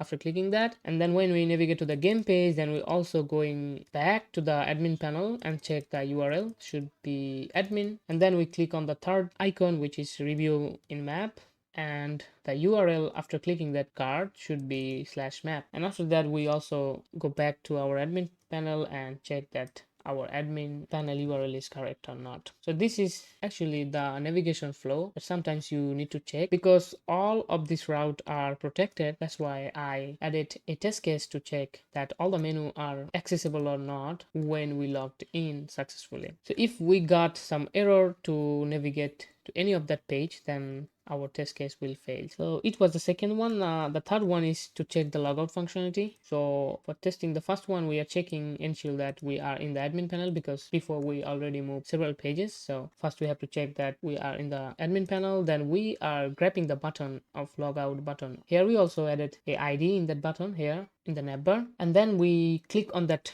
button, and after clicking that button we should see a toast message that should contain logout successful text, and it should be visible as we did in the login page. And then we are checking the current URL that should have login, not like admin or home. It should move to the login page when we log out. So if I run this 3 test case for our moderator admin panel, you can see there are 3 test case for this test suits. Let's just run all of those things and see the try and trouble. The first one, just check the visibility of the toast message, which is you can't see because it's just gone after 1 or 2 seconds. Then the second one, we check all the card, as you can see where it's pointing out when we are just selecting, or the element when we are selecting that element is pointing out. So, and then as you can see, we are navigating to the expected page. As you can see, it's loading, and we also go back to admin panel. Then we grab another element. Then as you can see, this is the game list page, and we also go back here and check the review page. And as you can see, in the review page is showing the map.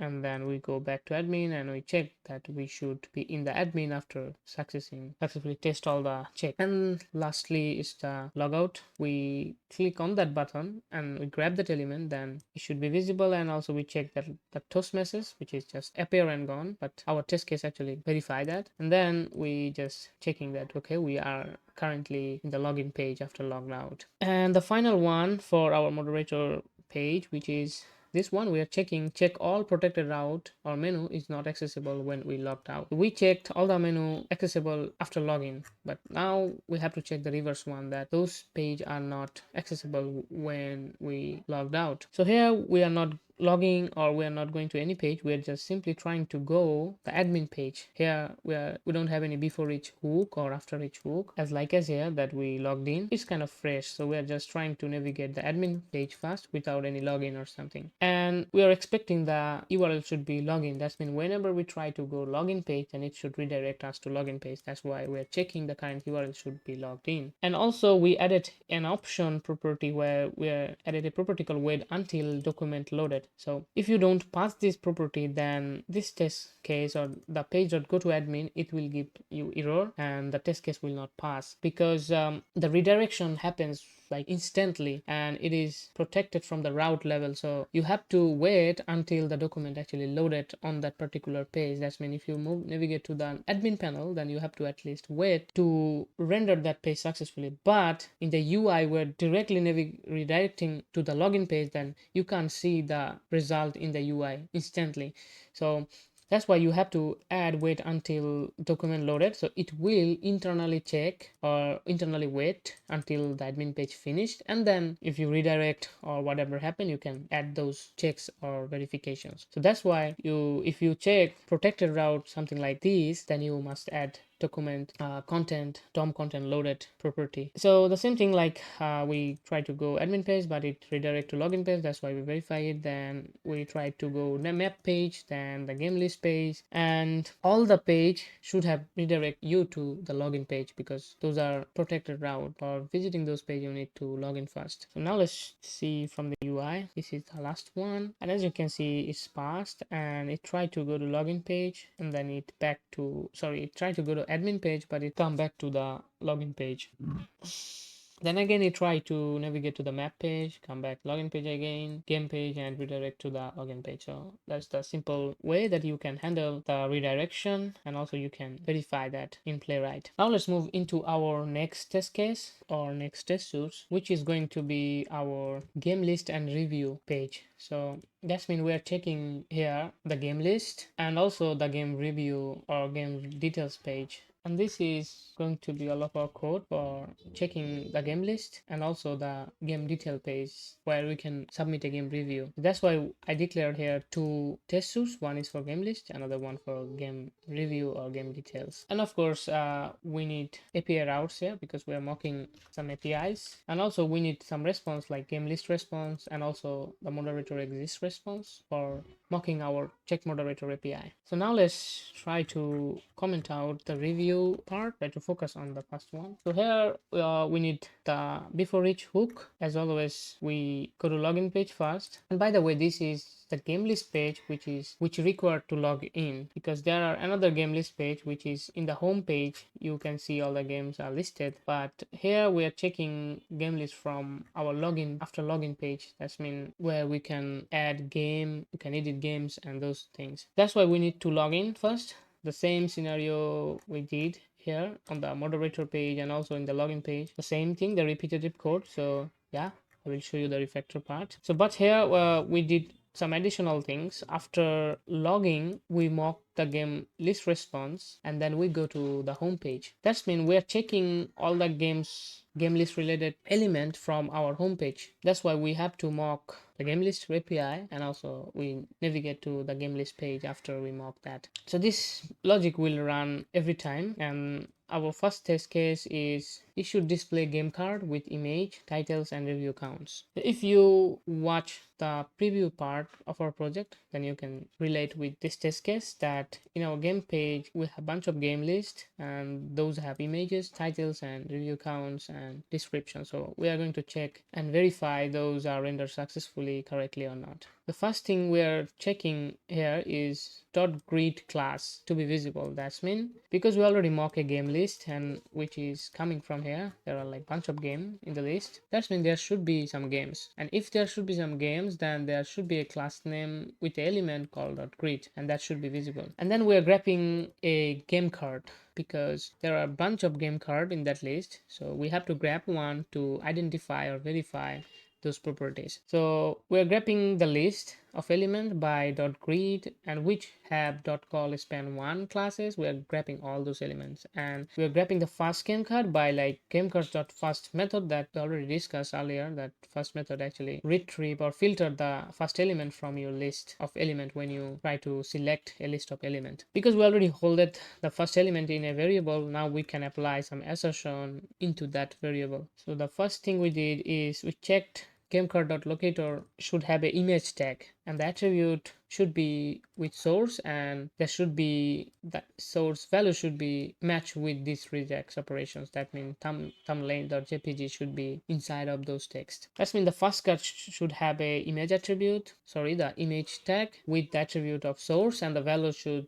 match with this text. And also the image tag or the image property should have attribute with alt, and the text should be game image. So if you go to the game response, then you can see the first element or the first data have game image, which contain the text called thumbnail.jpg, and that's what we are checking. And if you closely look into all of our data, then you can see all of our images text have the suffix called thumbnail.jpg, and that's why we are just verifying that yeah, our images should have the attribute with the value. Then we are checking the text, and the first one is the title. And the title in the UI, I added class name, and it was p tag, like the paragraph tag, and it had text large property as a class name, and that's what we're checking here to be visible. And also it shouldn't be empty, the first one, the title. That's mean the tag shouldn't be empty. That's mean there should be a text on that paragraph. And then we're checking the smallest text, that I believe the description. And then we're checking the reviews. That's mean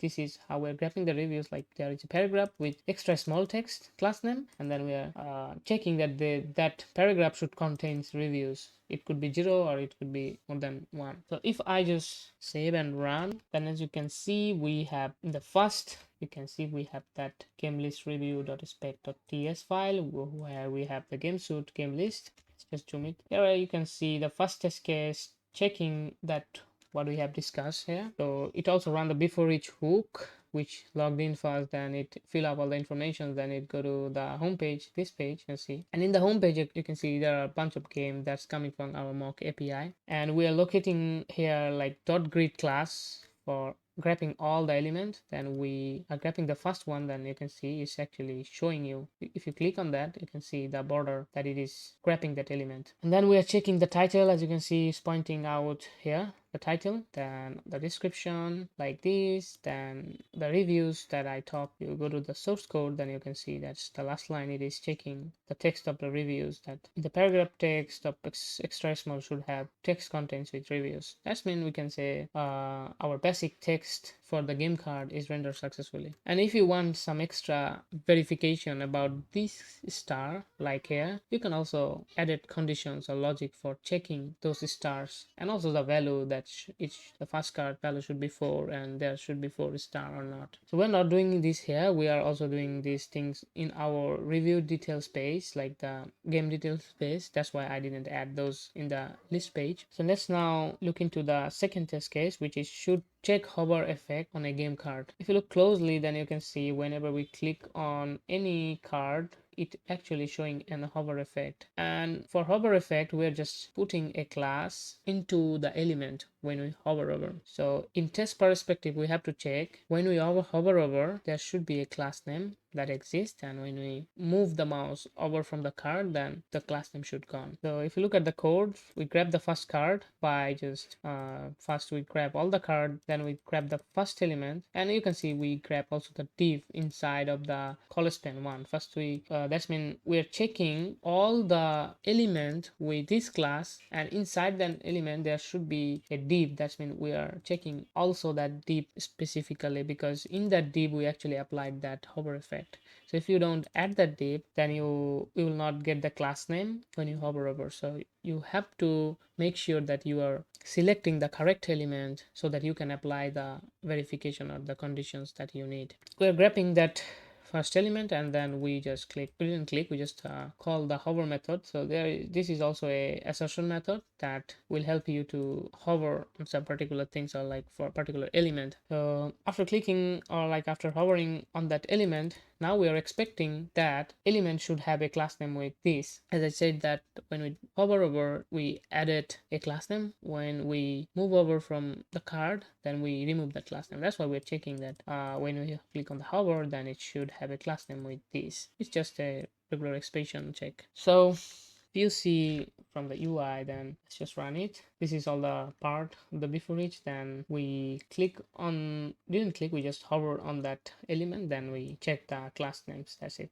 So you cannot see the visual effect of that because hover is kind of like not something that you can just see by all the steps that you are take care of. So that's why you can just only see the pointing. Whenever we are locating the element, it will show the point where you are locating, and it will also check the class name. So even if you don't visualize those things like this, like when we hover over, we can see the visual effect, but in the test we don't have to because it's just working behind the scenes. So this is the checks or verification we need to apply to check that our game list is correctly rendered or not. Now let's move into our second test source, which is for it's too many. So this is for game details and submitting a game review. And here I believe you will learn some interesting thing. Like as you can see, we are mocking some latitude and longitude. So as you watch the review section, you might know that for submit a review in our applications, we need to turn on our location. With our location, we can submit a review, and when we submit a review with the location actually store in the database so that we can show all the reviews are coming from where. And we have a menu and map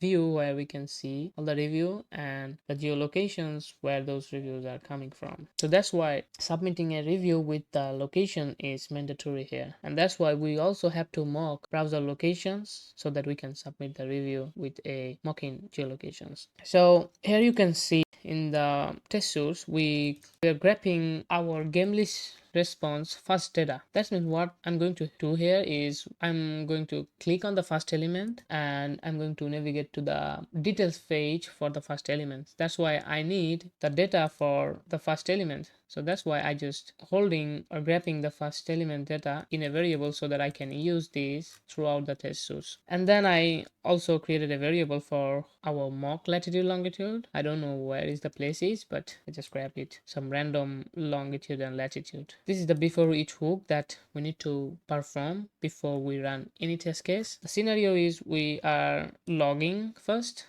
Then we are mocking the login API, then we fill the information, then we log in, then we mock the game list API, then we move into the game list page. And that's not just the finished things. After the game list, we have to choose the first game, to click on that game to navigate to the first game detail page. So that's why before going to the first game details page, we also have to mock our details page API. That's mean game details API, and which is this one, API/review/get review. That's the game details page API, and it required a ID in the URL. So that's why I just make the URL here with the path and also adding the ID after that path.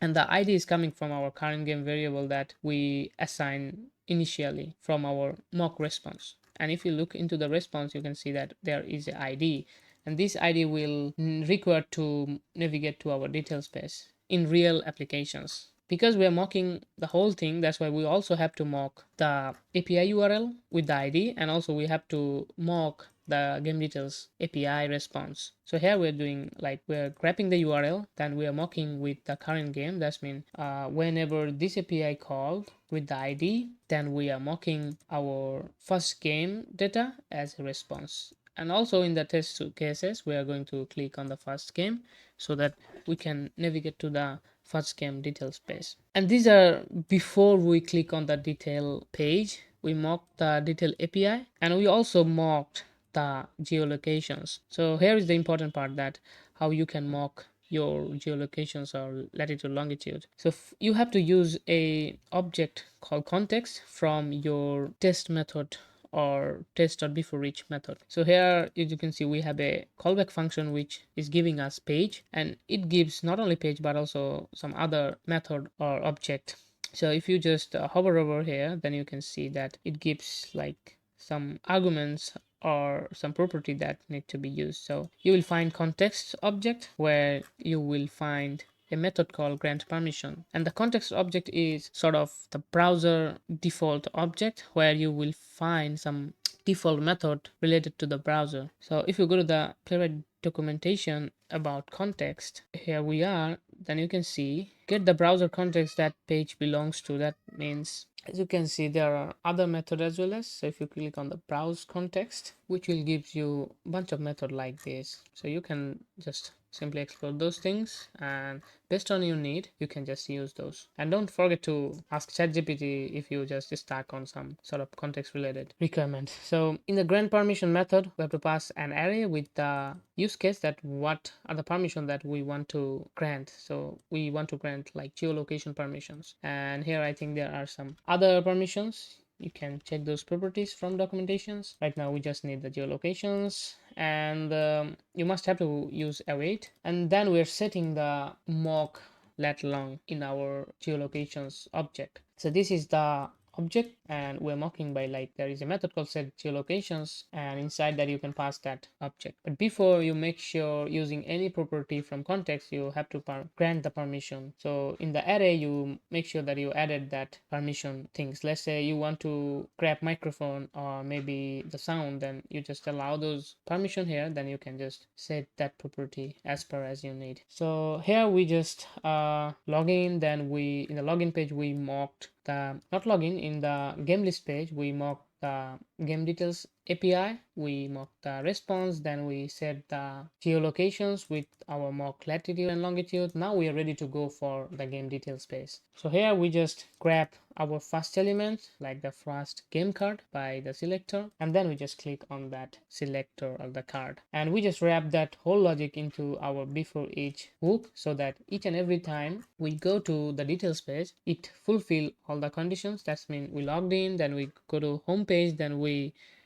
mocked our API details API, then we grant the geolocation permission with mocking the lat long, and then we click on the first card. So these are the logic that need to run every time we run any test inside this test source game review. Now we are in the details page. Now let's just verify that our details page are working or not, and we can submit a review or not. So the first test for our details page is game review should render game review page and details. So because we clicked on the details page from the card, now we should navigate to the game details page, and we're checking the URL that have review slash the ID. So in our front end applications we usually use ID params when we are fetching some details page, or even if it's nested, then we also use some dynamic URL. So in the dynamic URL there are a common path, and then there are some dynamic params. Let's say it could be ID, it could be slag or something else. So in our case, in our applications, we are simply adding the ID in the dynamic part. So that's why we have to check that in our URL in the details page it should start with like review. The relative part should be review after the base URL, and then after it there should be slash, and there should be an ID with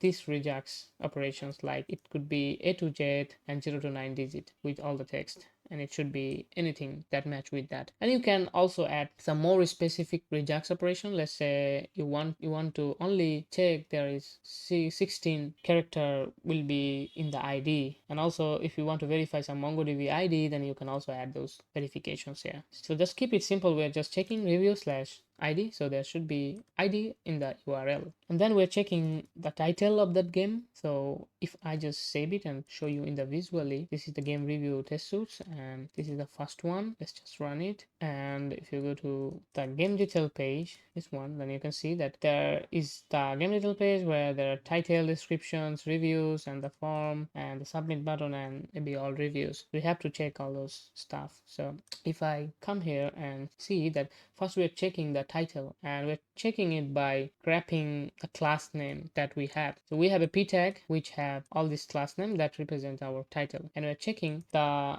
game title element to have text with current game.game name. The current name we already initialized in the first line, and we're taking that variable and we're taking that game name from here, like this one. And in the UI you can see also the same one that we actually navigated, and also the URL you can see that there is review slash ID that we passed. So then second we are using to create the description element, and here this is the selector that return multiple element. That's why we are choosing the first one. And I just you can use any sort of ID or unique class name to grab that, but for my case it was like the common test cases or common CSS selector. That's why I just selecting all the elements throughout this one and just grab the first one to get that description. And then the description should have text with the description that in our current game that I provided from the API mock. And then we check the review star that I said previously that we are going to check the review star. That means if you see in here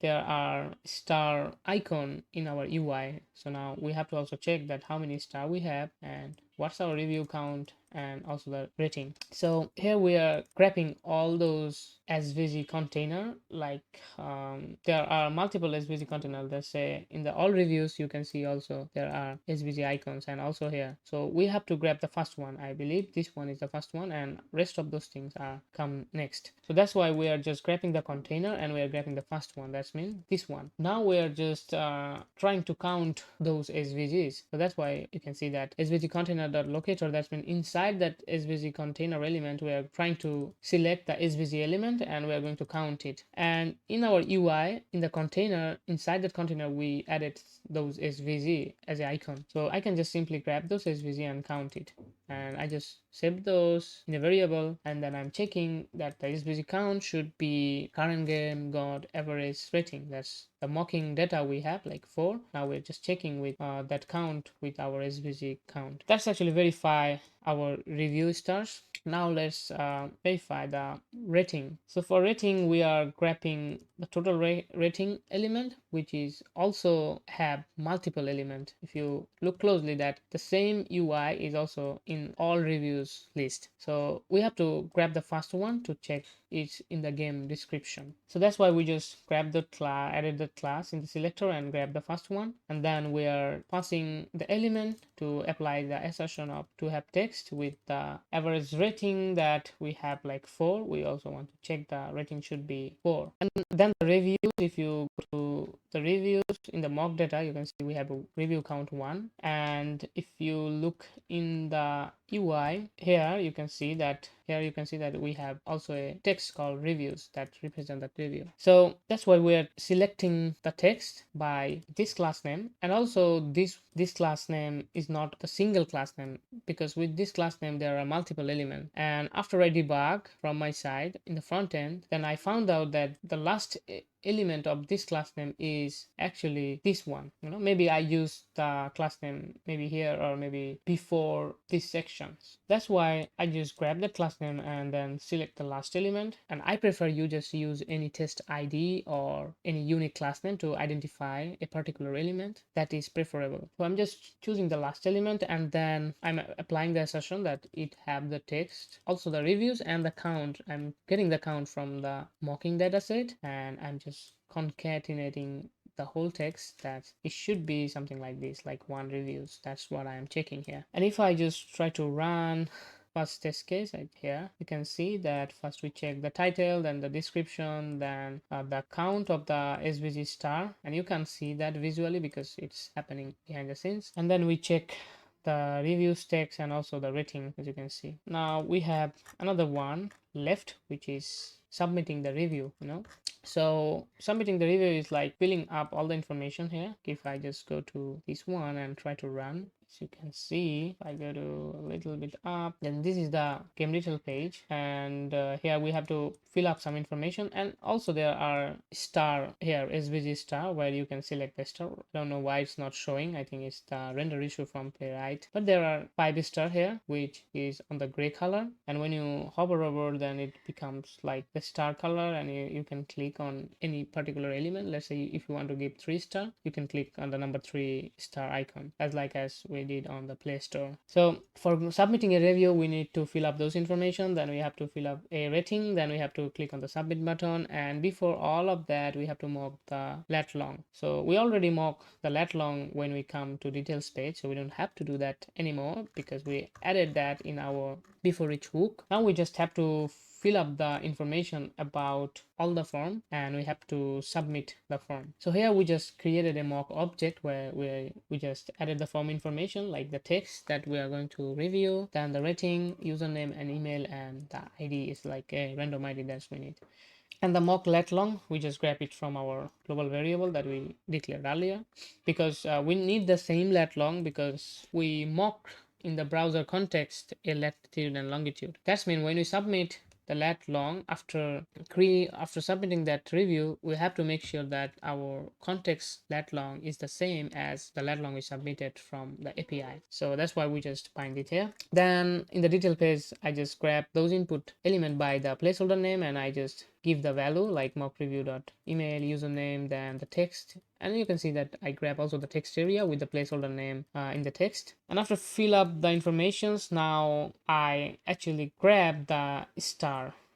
As I said, there are 5 stars here, and you can select any of the star. So what I did here, I just select number 4 star. So each of the star elements have a level, and that level have a value with like star 4, star 2, star 1, so that I can select that easily. So here I just grab that parent element, and then after that I just grab the element with the level star 4, and then I clicked on that. That's mean I select a rating and also fill up all the informations. Now I have to mock the submit API, and before mocking that I have to at least make that API as well as. So this is the API that's need to mock, which is API review update review, and it also took ID, and that's why we just make that add review URL here, and then we pass that into our interception, and we fulfilled with the response with the data of our mock data and the message like data created successfully. That's mean this part is mocking our submitting the review part. And after that we are also mocking the details API, because whenever we submitted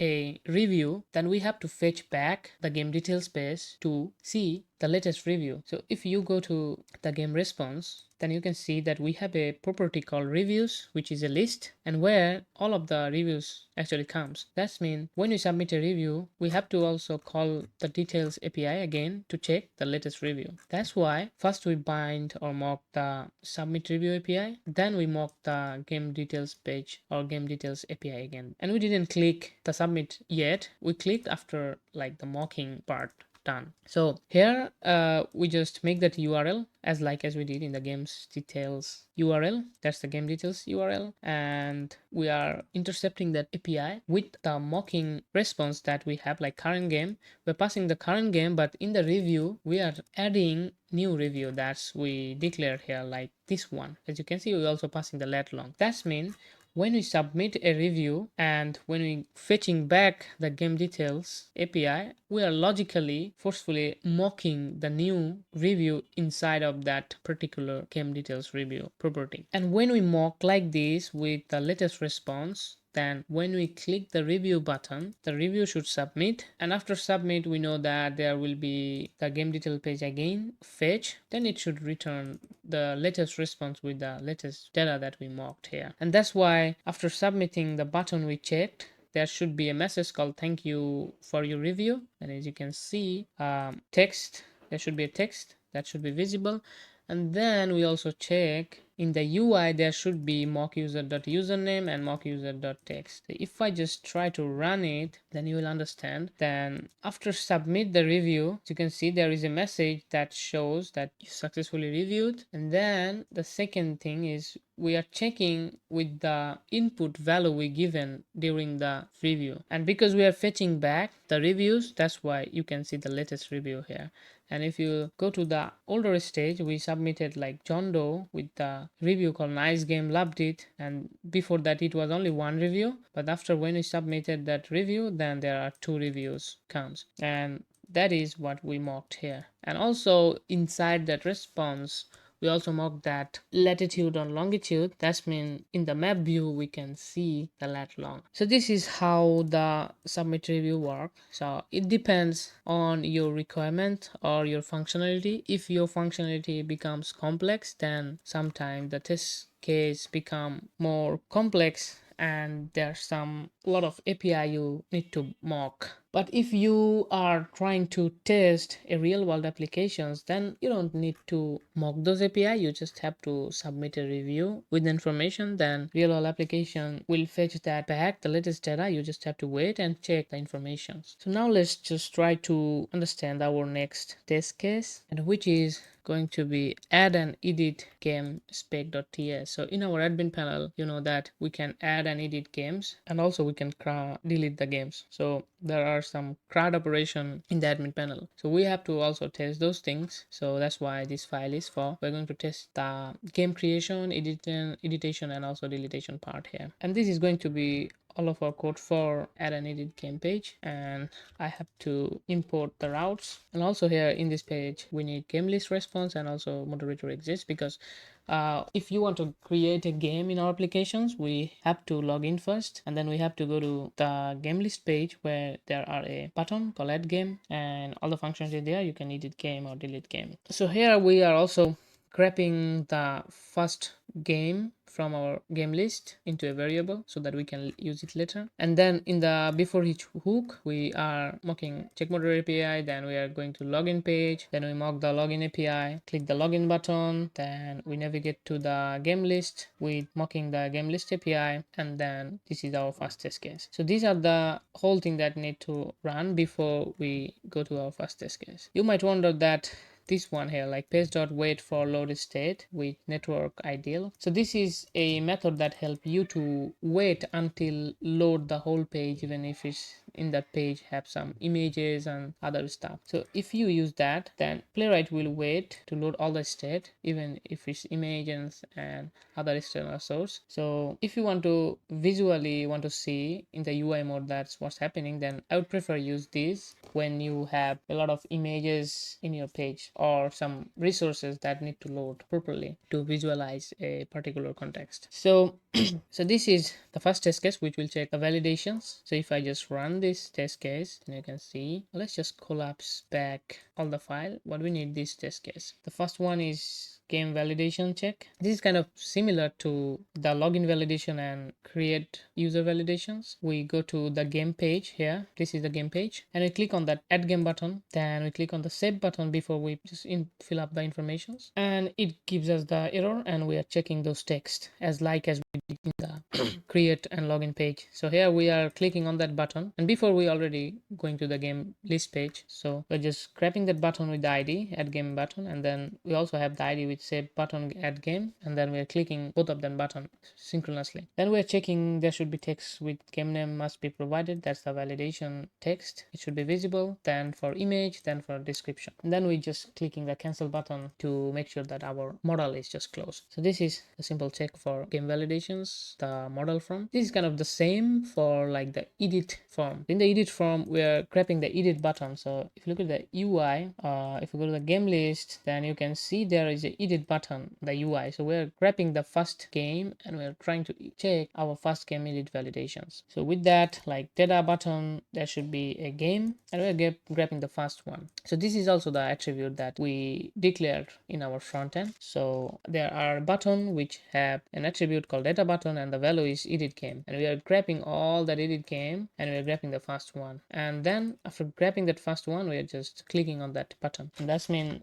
when you click this edit, there should be a model open with all the informations related to the game. And then we're just clearing all the input field like the game name, image, description, because it's a edit model. That's mean when you click that model, there should be some data on that model, like the existing data. So for testing that our edit validation is working or not, we have to clear those data and click on the save button that in the edit model, when you doesn't give any information, that it should also show the validations. That's why we just clear those informations. Then we click on the save button. Then we also do the same thing as we did in the add validations, like with check the validation text, and then we just close the model. Now we're checking the third test case, which is check add new games. Now we are creating a new games. That's why we click on the same button, we grab those elements, and we filling up the information of the game name, like the description and the image. And then we are mocking the game create API, which is create new game API. That's API/review/new review. And in the mocking, we are not passing any data because we just want to make sure that there should be a success message after saving the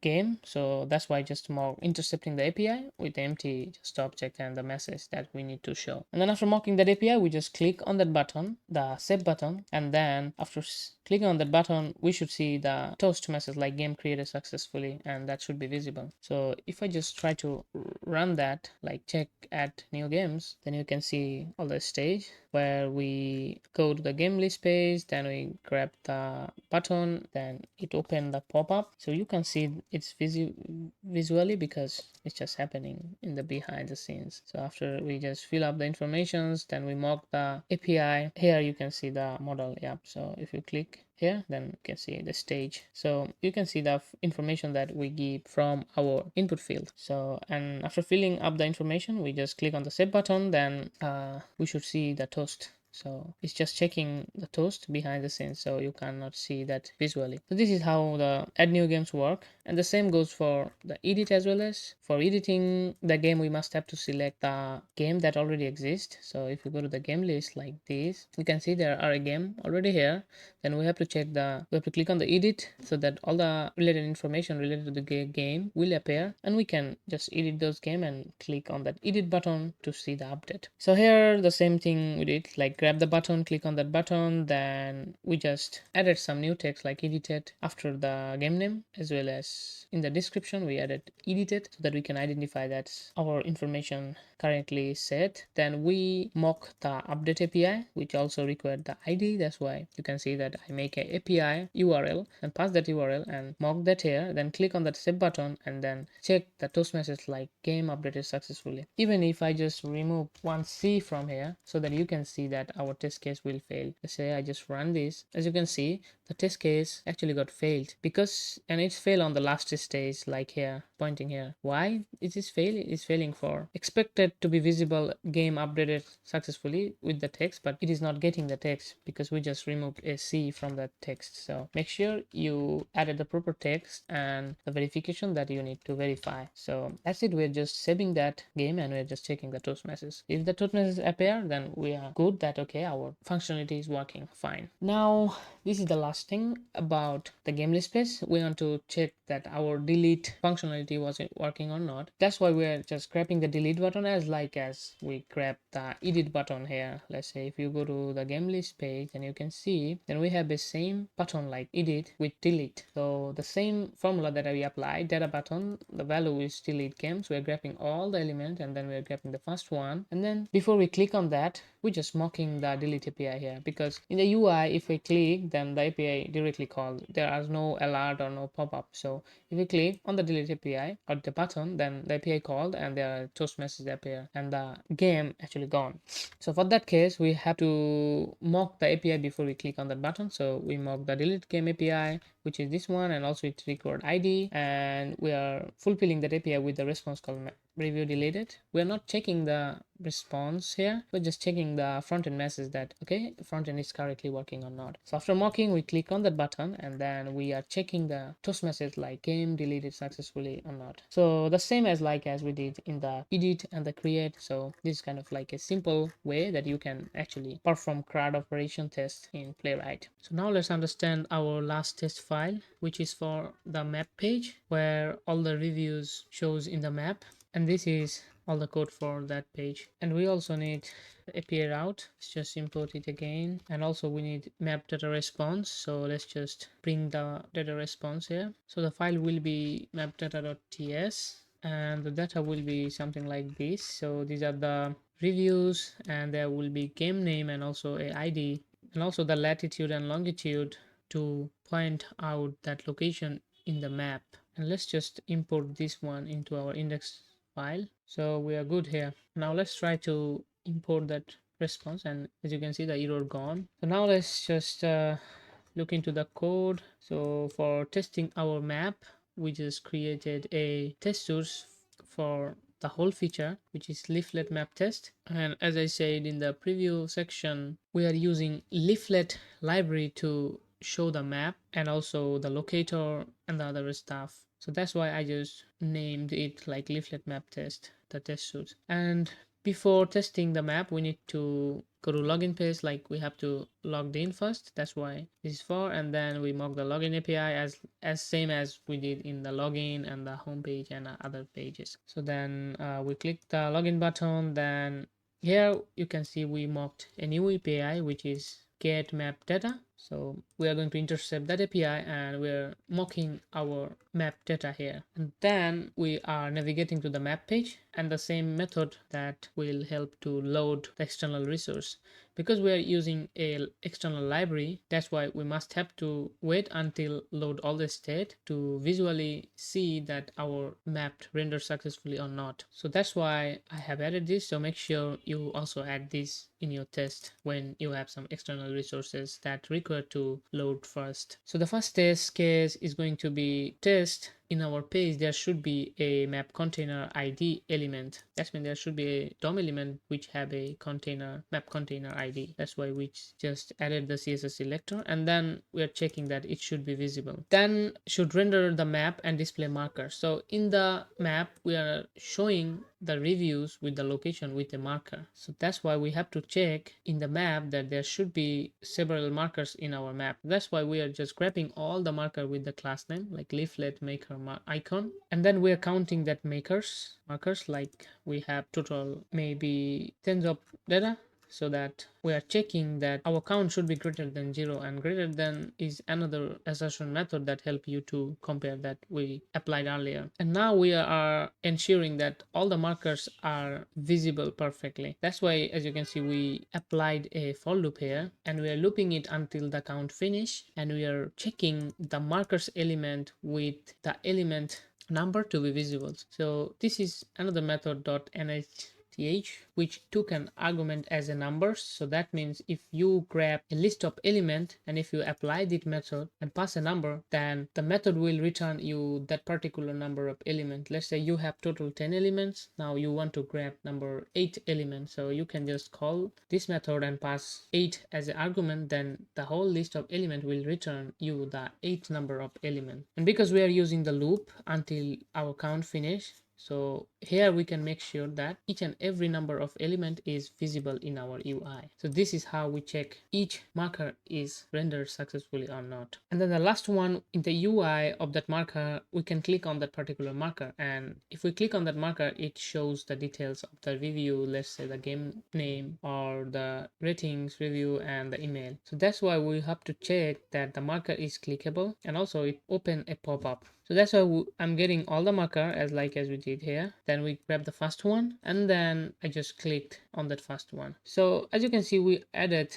a property called force true. So because it's an external library and there are some extra layer of that CSS and of the element in the library when it rendered, so sometimes the element.click not work as expected. So when you add force true, it actually helps to forcefully click on that particular element. So if you saw sometimes your click is not working, then you should try with the force. So as my case, the marker was not clicking when I just passed the click method without the parameters. So when you pass force, it worked. So I think that's the reason sometimes click method doesn't work for every element. So you have to press the force true. And when it click, then we should see the pop-up, and the pop-up have a class name called .leaflet pop-up, and that should be visible. That's what we just checked here. And based on your condition, you can check the other things, let's say the game names, game description, but I just make it simple, and that actually verify that the pop-up just open. Now let's try to see in the UI. This is the test suits. Let's run all of those test cases. And the first one, just check that the map is rendered successfully or not. As you can see, the map is rendered,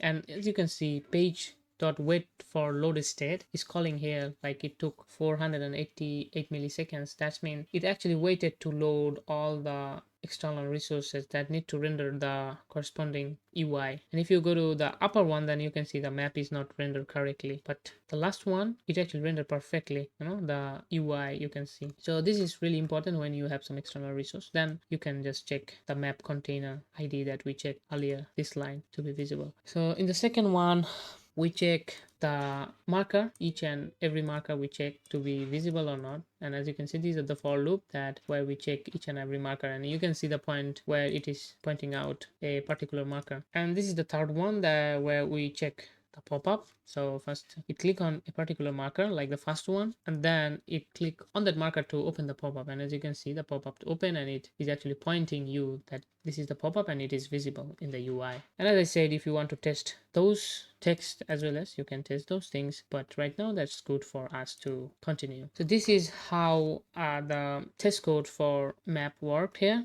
and I think I'm done with all the test case related to our application. And I would not say 100% coverage, it's almost 90 to 95% coverage of all of our applications. And we also mocked a lot of APIs that you can see. We just only used the mock token that we didn't mock, just pass the object. Oh, we mocked it, but we didn't pass any external object like the others we did. So we just passed an object.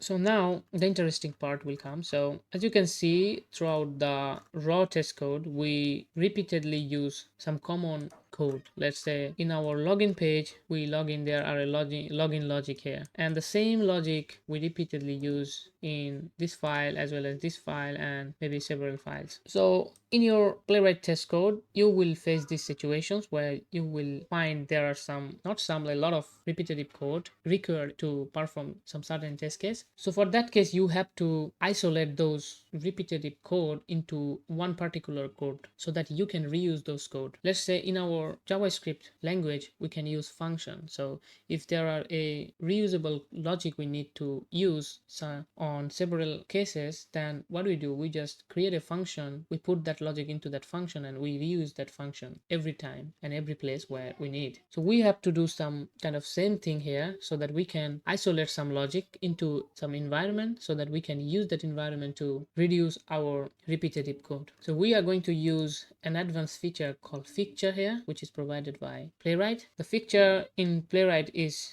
different meaning, and if you familiar with Fixture in the Cypress, that's the different meaning. So don't just mix up with both here, because in two test framework the term is different. So now let's learn about Fixture. So what is Fixture? So Fixture is a piece of code that provide you reusable setup of code of any kind of context and configuration for your test. Yeah, this sounds like more technical, I think. Let's just try to understand it with easy way. So let's say you want to test applications where you have some feature like authentication, maybe performing a certain task in the UI, like the same functionality throughout the whole UI, and many more. So with Fixture, you can actually isolate those particular functionality into a setup code, and so that you can use that particular code before or after to proceed a particular test. So Playwright is fully based on the concept of Fixture, and when we use test, which is also a feature provided by Playwright, so which is the by default feature, like built-in feature you can say. That means Playwright has built-in feature for common test requirement. That means with the test method, Playwright actually isolated the browser context and DOM related setup and some sort of all the necessary general requirement that need to perform a particular test. So that's why we can say test is also a feature that isolating some common and reusable code into a setup so that you can use that test to perform some other test. That means each and every test case we need to grab page DOM, we need to grab some browser context, we need to grab navigations. So Playwright actually compact all those things into a method called test, which we can call a fixture, and build it for us so that we can use that fixture and write test codes to use those isolated code in our new text code. So the benefit for the fixture is it helps you to reusable setup. Let's say the browser context page that we are using, the geolocation that we mocked earlier. So these are the common thing that actually wrapped with the test fixture. So that's why we can just reuse the test. In every test we can grab those features. Let's say if you look into the isolated code that gives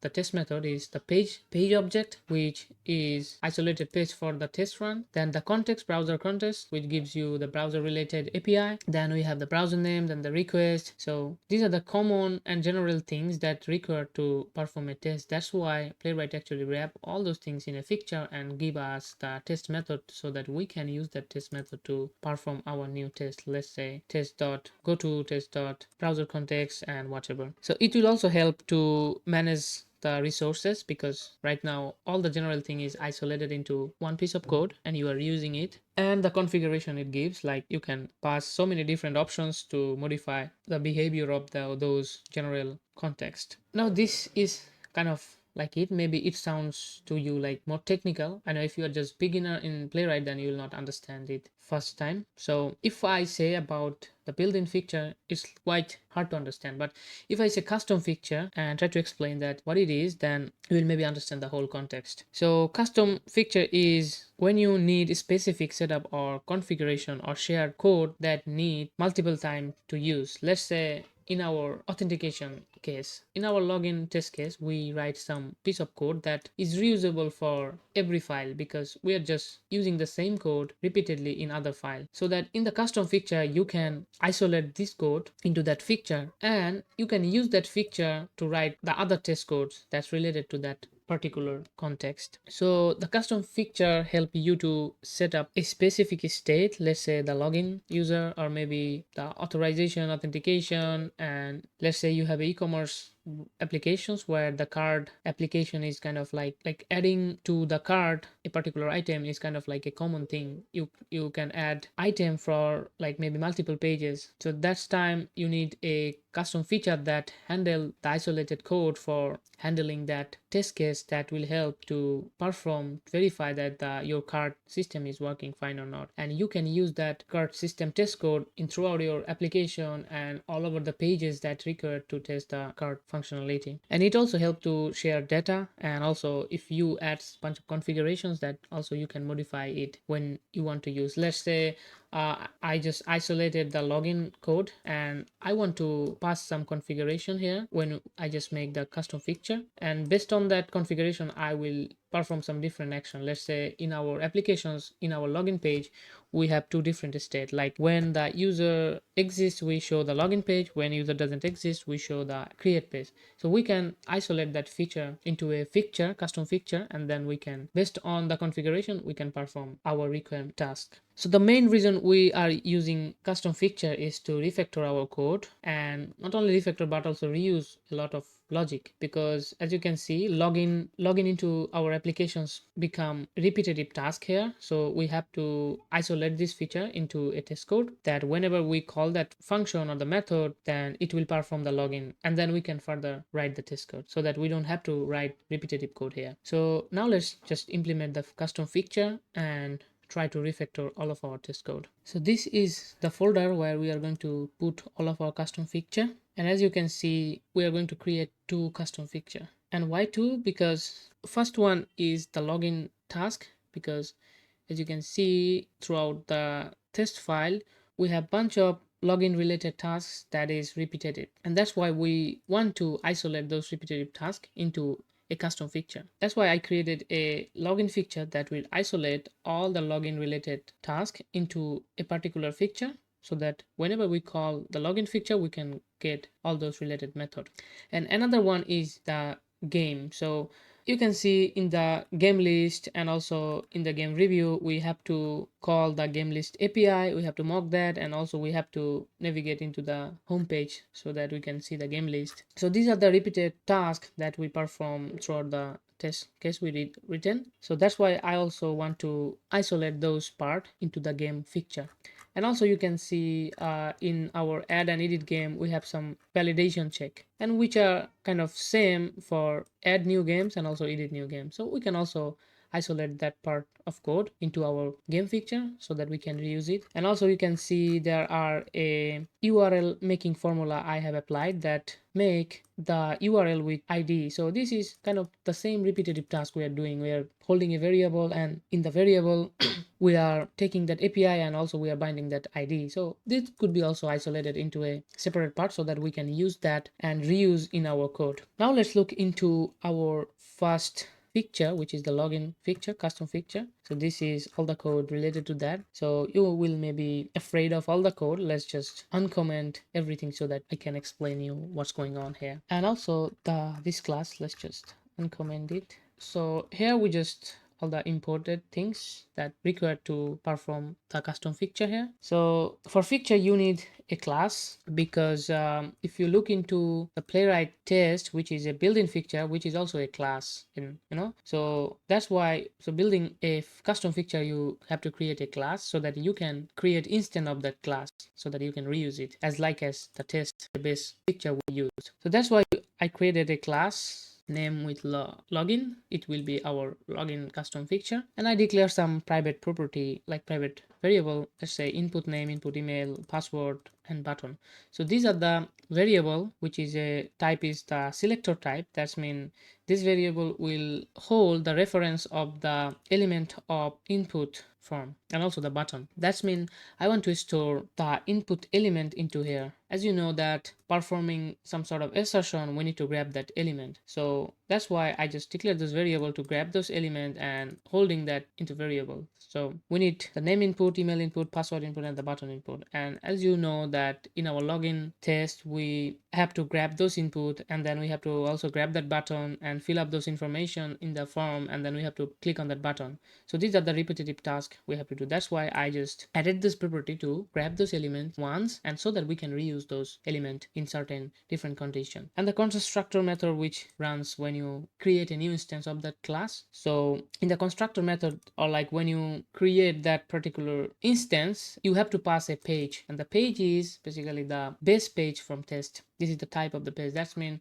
when you create or when you initialize an instance of the login fixture, you have to pass the page, and the page will be the current page. Maybe if you use the login fixture in the game list page, and if you initialize or create that instance of login fixture, then the page will be the game list page. That's mean this page as a property or the argument you will get is the game list page, and it will try to select the input from that game list page. So that's mean when you are trying to use the login fixture, you must have to make sure that you are in the login page, because if you are using the login fixture in the game list page, then this will be failed, because it will not find the input with the name, like the placeholder name with name. It will not find the email input, it will not find the password, or also not find the button that we are looking for. So that's why when you are using the login fixture, you must have to use login page before you use it. You must have to navigate to the login page.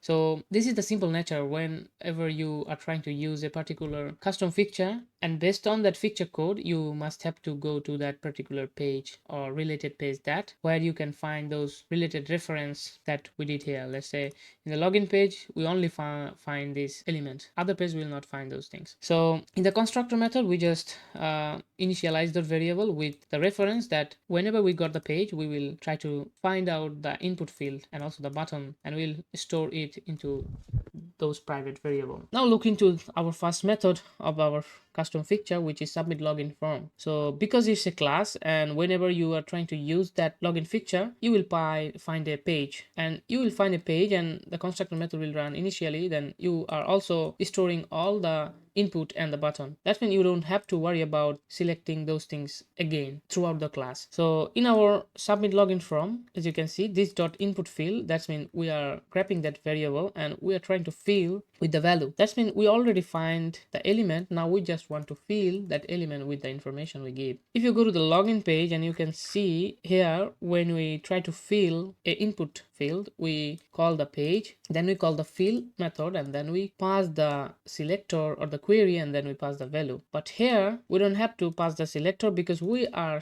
calling from the selector, because it's already selected. Now we're just calling a method from inside of it, and we're trying to pass the value. That's why we just pass it. The same goes for the password, where we already grabbed that input for password, and we're just filling the information here. That's mean whenever we call login.submit login form, it will look into those input field like email and password. It will fill the information, and then it will mock the API that we did earlier in login section here, or like here, I guess here. So we fill the information and we log in, and then we click the button. So the same thing we did here, we fill the information, we mock the login API, and we click the button. So whenever you click or call login.submit login form, it will fill the information and then it will mock the API, then it will click on that button. So now if you click the login fixture in game list page, then it will fail. This function will fail because it will not find this property, or this selector will be failed. And because this will fail, and you cannot fill the wrong selector. So you must have to make sure that you use the correct fixture in the correct place. So this is the submit login from, and as you can see, why we just isolate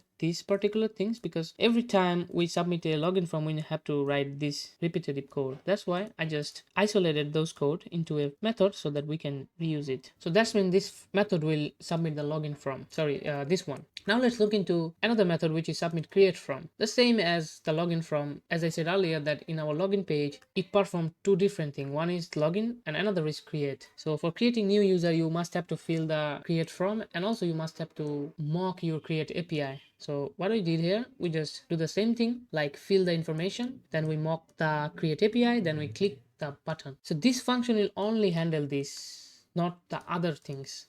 It will only look into the input field, email, password, and maybe button. Then it will fill up this information and it will mock the API, and it will just click that submit button. So it will only do these particular things, not the other things, like calling the API or something. So this is kind of like a isolated things that only perform a certain task. So now we have two methods. One will handle submit the login from, another will handle submit the create from. Now we need a function that help us to go to login page and mock, our main API that call in our login page, which is check moderator API. And as you can see, we just use that same thing every time in our test cases. Let's say we checked it here, maybe we checked it in our moderator page, like here we call that check moderator API, then we go to login page. So go to login page is now become a common task that need to perform. So that's why I created a function that will help you to go to login page. But I also took a parameter that will work as a configuration. So whenever you call go to login page, you can pass an argument like a boolean field. So if you want to see create page, then you should pass true, and when you pass true,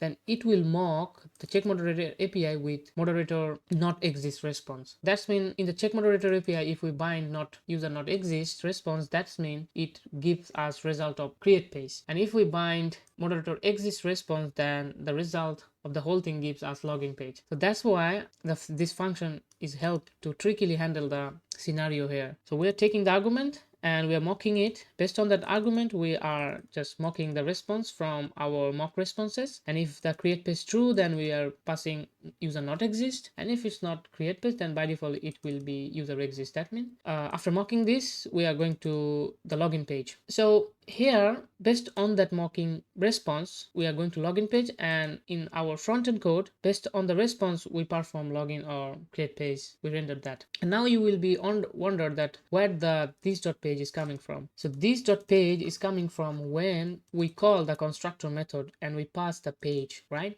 So whenever this login class create a instance, we added a required property which is page, and whenever we are trying to call or whenever we are trying to create an instance, we must need to pass the page. And that's why you can use this.page here. And this.page is that current page where you are actually calling that particular fixture. That's mean if you are calling this fixture, login fixture from game list page, then this.page will be the game list page. That means it will refer current page as this.game list.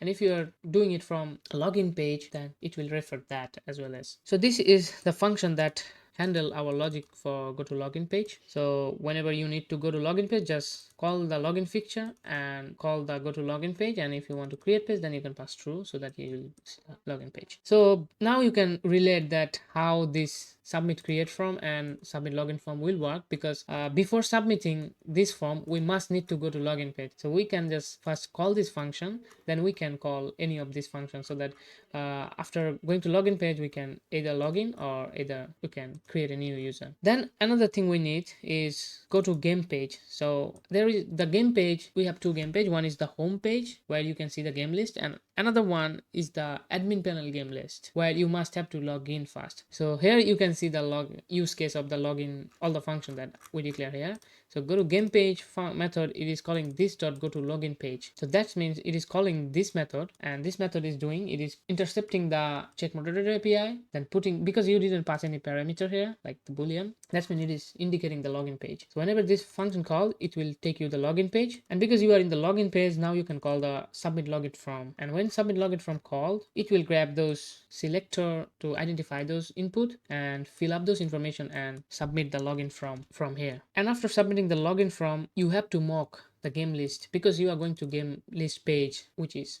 in the admin panel. So you must have to mock the game list API before you go to the game list page. So that's why I just mocked the game list API here with the game list response from our mock responses.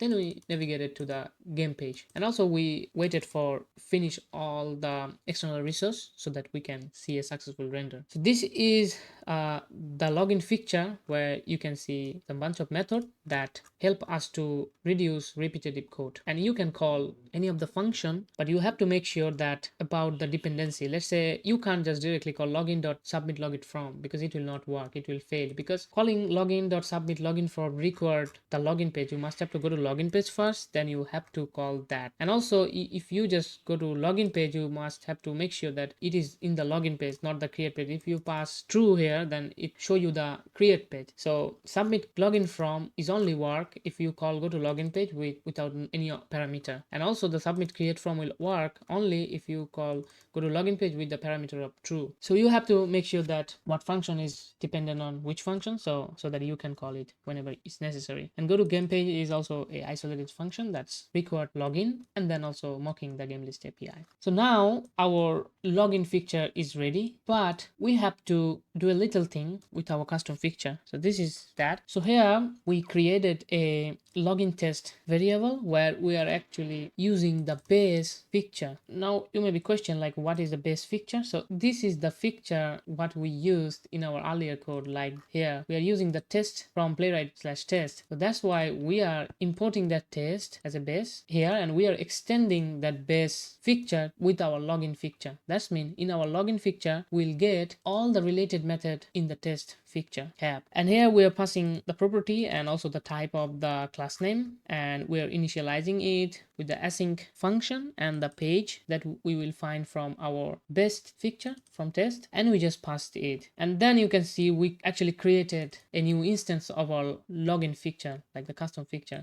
and we pass the page. And while we're getting the page, we're getting the page from the base fixture, the test. And in the initialization of that login fixture, we're passing the page, and now we are ready to use that fixture. That's why there is a method called use that will provide from the callback function from the base class, so that you can invoke that method with your fixture, so that whenever login test use, you can just simply call that login test dot any kind of method from this. So this part of code is mandatory to bind your fixture to use throughout your applications. So that's why we have to extend our base test class, our base test fixture, built-in fixture, with our custom fixture, and then we have to use that. So that, and also before that we have to initialize, or like we have to create an instance of our fixture, and also we have to pass the page so that we can get the current page context in our class like this. And now how we can use this login test. So if you go to the index.ts file in our fixture folder, here you can see we are using the login test here. Just ignore the game test, we will explain it later.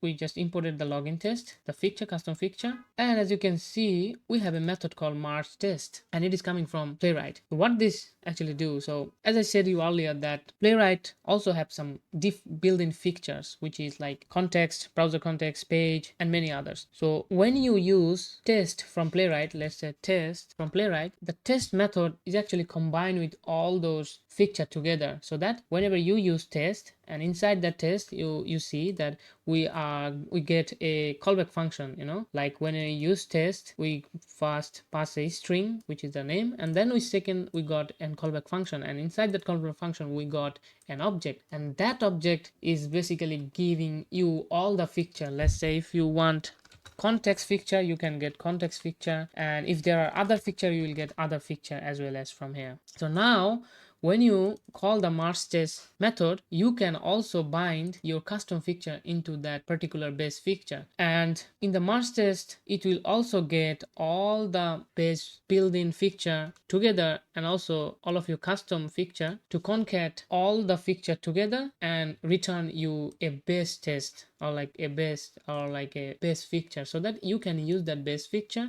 throughout your application and you can use all of your custom fixture. So you can rename it any name you want, and as you can see, I just grabbed the expect from Playwright and also the merge test, and in the merge test I pass the login test and also the game test that our custom another fixture, which is the game fixture. I will explain it later. Just for understanding, we just pass two fixture in our masters function so that merge test will concat our custom fixture with the built-in fixture and give us a base fixture so that we can use that base fixture throughout our applications to access our custom fixture as well as the build fixtures. So it might sound like a bit technical, but when you use these things, then you will understand the perspective of using these things. So now let's just try to understand how you can use this, So if you go to the login page, right now we are using test from Playwright/test, and we are also using the expect assertion from Playwright. So what we are going to do, we are not going to use this test from Playwright anymore. We are going to use it from our fixture method. So if I go to just try to import, then you can see that there is a suggestion the test is coming from the fixture, as well as if you try to import it, then you can find the expect is also coming from the fixture file. So the expect method is the same from the Playwright. We didn't modify it or override it or concat anything. We just concat the base test. That's why we use the merge test function here. So if you go to now the login page, as you can see, you will get all the built-in feature like test.describe, like built-in method, test.beforeach, test.afterhook, after all, or like before all of the method. But additionally, we'll not only get those built-in feature, but also you will get the custom fixture. So as I said, the callback function you get when you access the page, right? Here.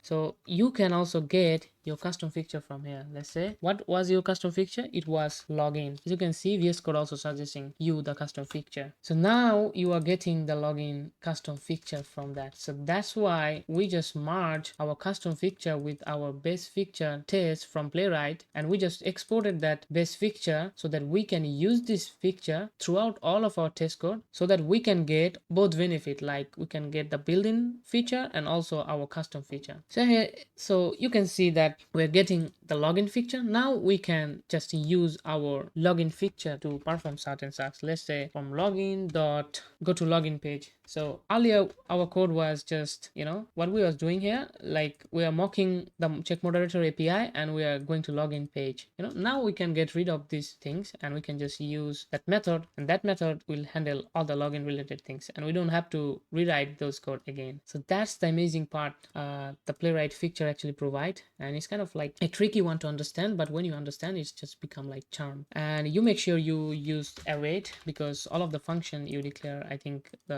async function, so you make sure you use await to avoid conflict. So now in the before each, we don't have to mock API, we don't have to do anything here. We just call the login fixture and we'll call the method, so that the method will handle to take us to the login page based on, if we just passed true here, then it will bring us to the create page, but we're not passing that because we need login page. Oh no, I think we need create page because we are checking create moderator, like create moderator page rendered successfully or not. That's why we have to pass as a true here. So when you pass true, that's mean in the before each function, it will call the method with the parameter and it will take you to the create page, and you don't have to like import those responses anymore. Now you can see that how many line of code we can reduce based on like using just a custom fixture. So that's how the custom fixture actually shine in your code base. So now if I just recap or refactor all of the code related to the login page, now we can see we refactor here. I don't think we have to refactor something here. Then I think the validation, you can also refactor these things, but we didn't have any method for checking validation, login page validation in the login custom fixture, so you can try it out. That's your homework. Then as you can see, we check the toggle functionality, and also here it is create an account for new user. Now we can actually refactor something here. Where what we are doing here, we are just checking first that create account should be visible, then we are filling up the information and we are mocking the API, then we are clicking that button. So we can just now get rid of from this code, and we will find our custom login fixture from here, and then we can just await for login dot, as you can see, submit create from, because we are submitting our create from. You see how many lines we just reduced by just simply a function, because before each test, for this test case, it will run the before each function, and which is go to login page with true. That means it will take you the create page. Then after that, it will come here and it will check that okay, create account is visible or not. It will check that. Then it will take the login fixture and try to call submit create from. And what submit create from do? It will look into the selector to find out those property or the element, and then it will fill those information, then it will mock the API response, then it will click that button. So whenever just you click this method, that it will perform the submit create from functionality here, and then you can just simply check the message or the toast message you want to check. And now I can tell you that when you using the login fixture here, and there is a page, right? Because you are using the login fixture, this page is basically the same page we are initialized here. So that's mean when you are using this method, it is getting this page, and because it is getting this page right now, that's mean you are in the login page, then the locator and the selector will find all of these elements easily, and then you can fill those up. So if you use this login fixture in the game list, then let's say in the game list page, then it will not work, because it's simple that you have to pass the correct page to perform that particular task. So this is how we can refactor this. Now let's say we can refactor other things or not. I think it was the create moderator test source, and this is the login moderator test source. Now we are checking the login functionality. So the same thing, because we are using the test from our fixture/index file, so we don't have to worry about just importing those fixture manually. So we can just simply grab that fixture from here. As you can see, we are getting the suggestion also in this new source. And also, as you can see, it's actually performing the login, go to login page. So we can just use await and login dot go to login page, and it will work perfectly. So, and we don't need the default page here. And as you can see, we don't need to import those things here. So before each hook is taking you to the login page, then it's checking the login button, then it's checking the login validation. Now we can also refactor some code here, like fill the information, like submit the login from. So we can just simply call the login fixture to perform the submit.login from. Login.submit login from. And as you can see how cool it is. So you don't have to write a lot of code. Those are just compact with your, or like merge with your built-in features. So you can just simply call it and just go to the login page, and it will submit the login from. Then you can check the toast message, then you can check the URL. So earlier there was the repetitive code you have to write here as well as here, and I think here. So right now we don't have to just write down those things. Also the import you don't need. You just simply importing the test and the expect from our custom fixture, and we are just reusing all those things. And this is how our login fixture actually shine in our login page. And if I try to use the login fixture in our other code, then you can also see how we can reuse those things. So first we have to, it's the edited games. First we have to clear the older import, and we have to import the test from our fixture. In the before each, as you can see, we are trying to go to the login page, so we can just get rid of from this login page and call our login fixture, and we will await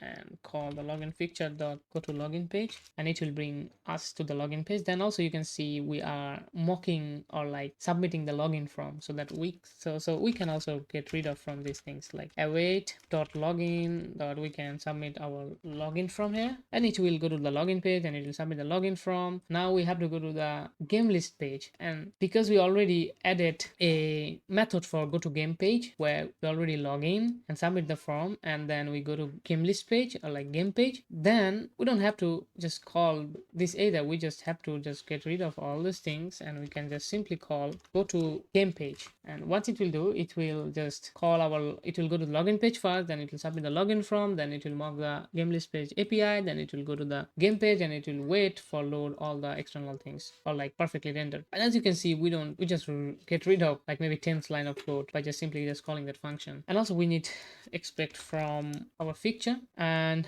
now as you can see, we are just validating the form. You can also, before just explaining the next thing, let's just explain you the game fixture as well, as so that we can just use both login and game fixture throughout all the files so that we can refactor all of our code. So for the game fixture, we just declare a type here, which is a game from, the game name, which is string, game description is string, game image, which is kind of like the string. So we need this type because whenever we're trying to validate the form, I think this type will help us to, the type check. That's why we need the from. And we also did the same thing as we did in the login fixture. We created a class, and in the constructor we get the page, and we must have to pass that page when we initialize a new instance of the game fixture, and we'll get the page. Then we have a method called go to game list, and it is on the home page. It is not like the login page we discuss about the slash game page. So slash game page required login, but only slash this is the home page where you will also find the game list. So that's why we have to mock the game list API. So we mocked it, then we go to the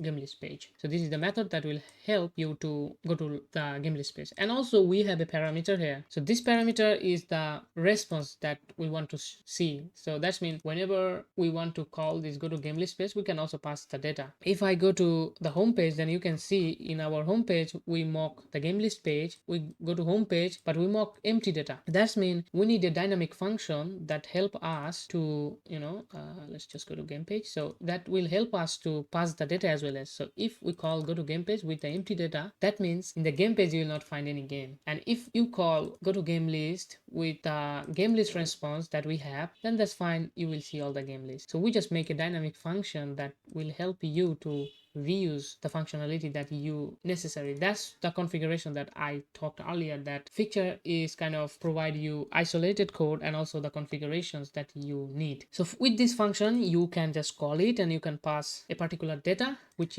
must need to be game list data type so that you can work around it. Now let's move into the next method, which is game from validations. So these are the same selector that we use in our add game edit spec, where we just trying to check our validation text. That's mean whenever you call that function, and you must have to make sure that you are in that particular page, like in the game list page where the game create model popped up and there are field for the game input. And also when you click on that save button, it shows those error. So this is only just checking those error validation, that game name must be provided, game image must be provided, and the description. So we will use this on the edit and also add method. And this is the one for fill game from. That's mean this is handle the game validations message, and this one will help you to fill up those information in your game creation or edit. So whenever you call this function, you must have to provide those data. That's why we just declare the type here. So when we called fill game from, that means we make sure that it was in the game list page and also it was in the model,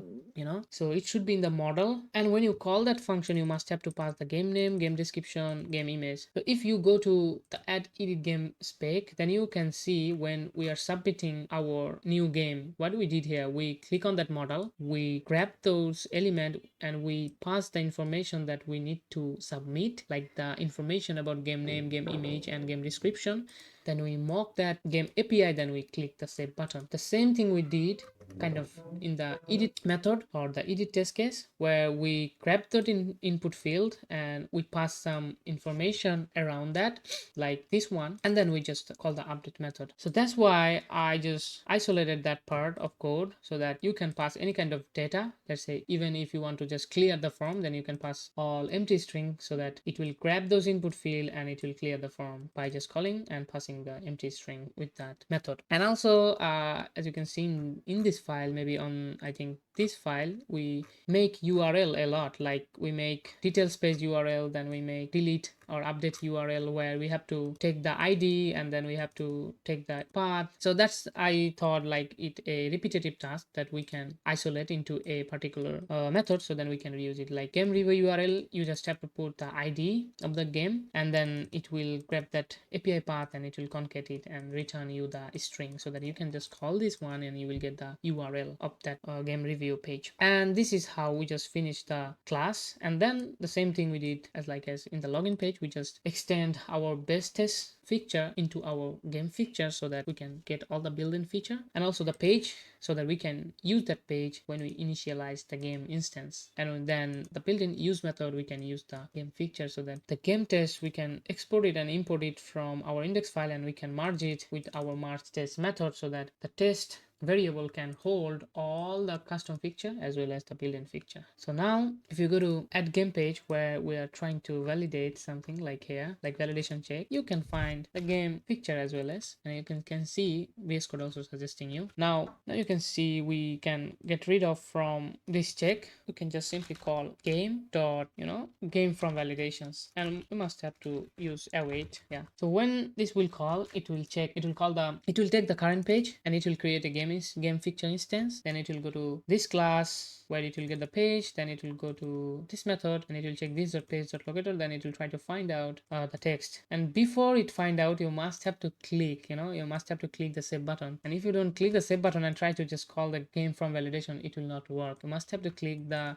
save button so that the validation appear on the display and those messages appear so that you can actually perform the task. So that's why you can see that we just reduce a lot of code here. And the same goes for the edit as well as. You just have to get rid of from this validation, I guess. I think we have to use to clear our from. So I think we need, let's just use it from here and not this one. I think we need to fill game from, because the older code we were clearing our from. So now we want to clear it, so we can just pass empty string so that the form will clear with the value that we are providing. And as you can see, that's how it will work. So if we'll call the method, we're grabbing all the value and it will grab all those elements and it will fill those information. So right now we're passing empty string, that's mean it will clear the form. Then we click on the save button so that we can check those error actually come or not. So now we can just call this method so that we can validate our edit functionality as well as. So the step, if I say, so first you have to grab that edit button and click on that, then you have to clear the form so that you can click on the save button so that the error appear. And after the error appeared, you can just call the game from validations, which will just check those messages, which is the repeated code, and then you just perform the other task that is necessary for that. And also you can use the same thing here as well as, like filling the information. So the refactor code will be like this.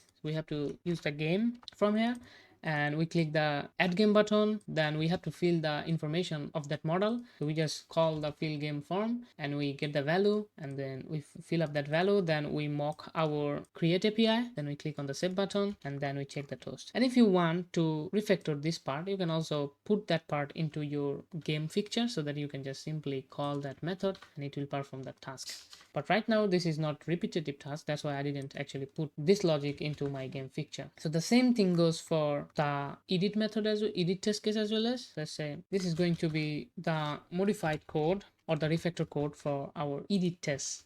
So here we are clicking the edit button, then we are fill up the information about the game, and as you can see we just added the edited text, and then we call the update URL, mock that, and we call that thing. So we are refactoring this part. And if you want, you can just refactor both the create and edit method into a common function so that you can just pass true or false, or like edit or create, and it will help to create, mock the create API, also the edit API to perform this particular task. You can also mock that as well as. And if I look into the delete game, yeah, nothing we have to refactor, so I just keep as it is so that you can understand. Now let's look into all the file that what we can refactor and what we refactored, so that you can understand how we just use the fixture to update a lot of code and to refactor a lot of code. So you see the login page, we already described it, and also add edit games. Now let's look into our game list and review page. So this is the refactor code for our game list page, and if I start explaining, then first we have to import the test and expect from the fixture. Then in the before each, as you can see, we refactor a lot of code. We don't have those mocking and the submitting from and all the go to game list. So we just go to login page first, then we can submit the login from, then we go to game list. And also I think if I look into the game list, oh, this is the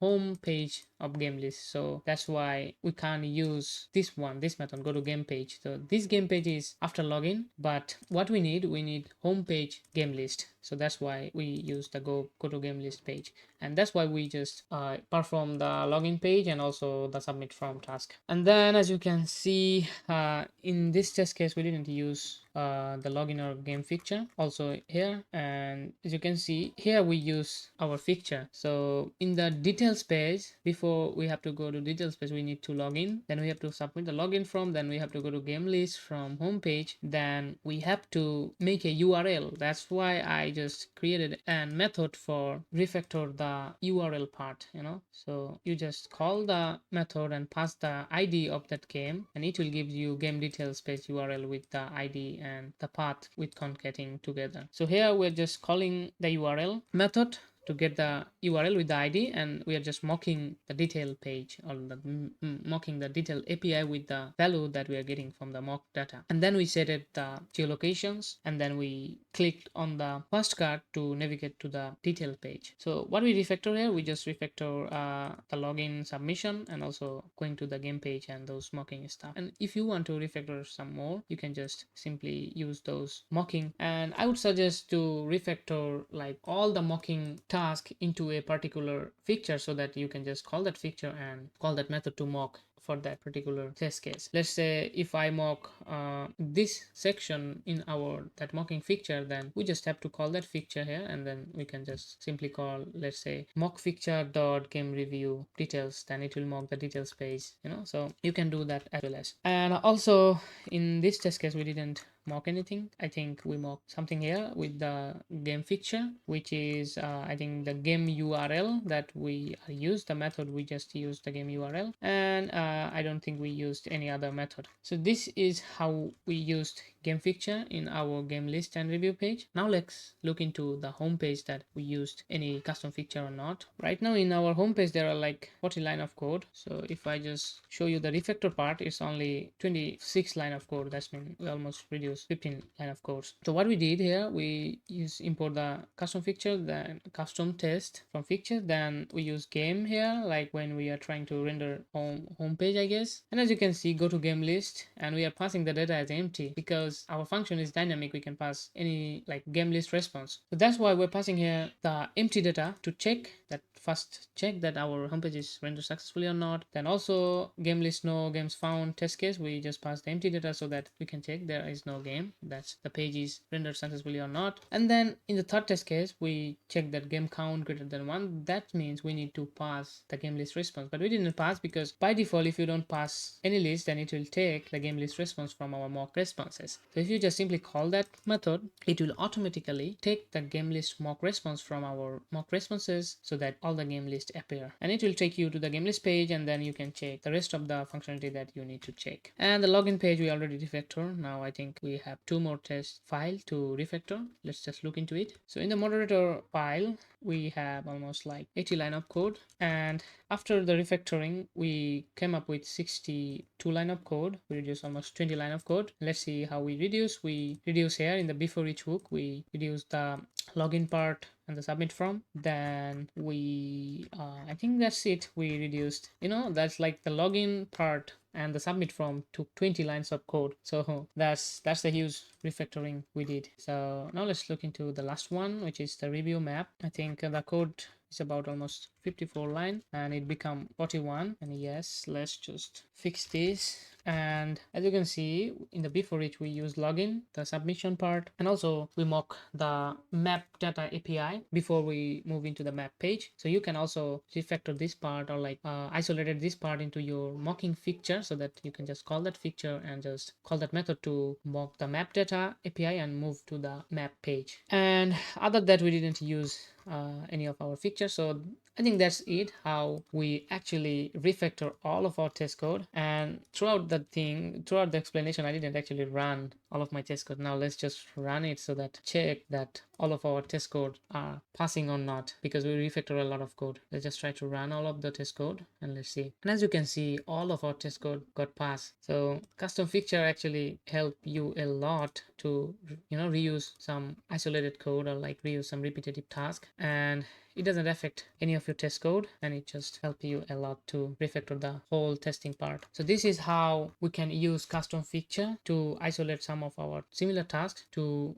reduce some repetitive code, to make our test file or test code more organized, more sustainable, and more controllable to use. So if I summarize the custom fixture and how we can use it, so you can create any kind of folder with the name in your E2E file, E2E folder, and I just created it for fixtures. And then you have to create custom fixture for all of throughout all of your applications. For my application, I need only 2 custom fixture. One is for game and another is for login task. And you can also declare some multiple method in your fixture so that you can use whenever those method need. And then after you created those custom fixture, you must have to remember that you have to extend the custom fixture with the base test fixture, and you have to use that use method to wrap your custom fixture. And then one last thing you have to do is just merge all of your custom fixture into one variable so that you can get both built-in fixture as well as your custom fixture, as what we did here. So make sure you use the merge test function and also your custom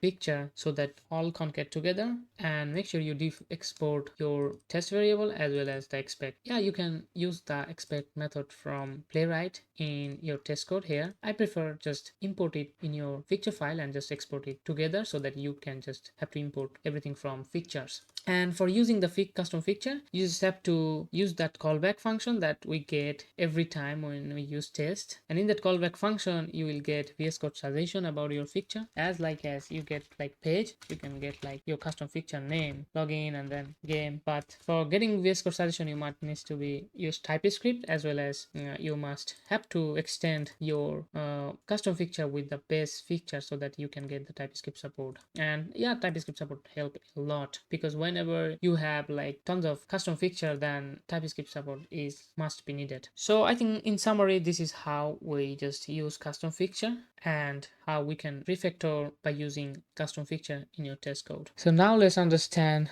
test generator, a cool feature from Playwright, and how we can use it to boost our test writing. So if we go our test code, then as you can see, we have to select a lot of elements. Sometimes those elements are hard to select from codant. Let's say this edit button. As you can see, we are just grabbing by its attribute name. So in manually, when you write code, you have to figure out that selector from your code. But in test generator, it helps you to identify that locator from the UI so that you don't have to manually spend the time to find out that particular element. So now let's look into how you can achieve that. So for performing test generator, you have to run this command npx playwright codegen and the URL that is for your applications. So our case, I run the full application with frontend and backend. So you must have to run frontend and backend to verify that your full application is running properly. And then you have to put your URL after that command. And then let's enter the command. And as you can see, it gives you 2 windows. One is a browser, another is a inspector. So the browser, where you will see your applications running, and the inspector, you will see all of your generated test code. As you can see, it gives the first test code, which is for navigating a particular page. Our case is localhost 5173 port. So in Playwright test generator, we have very basic tool that help you to generate test code. So if you look into the browser, in the top section you will see the toolbar, and the same toolbar you will see on the inspector with some extra tool. So this will be the main toolbar for us to generate test code, and the first one is like just drag in toolbar, and the second one you can see, which is for record. So if you turn off the record button, that means you are in not generated test code mode. That means you explore the website or do anything, it will not generate test code. So for generating test code, you must have to turn on the record mode. So this is just control the mode, that is the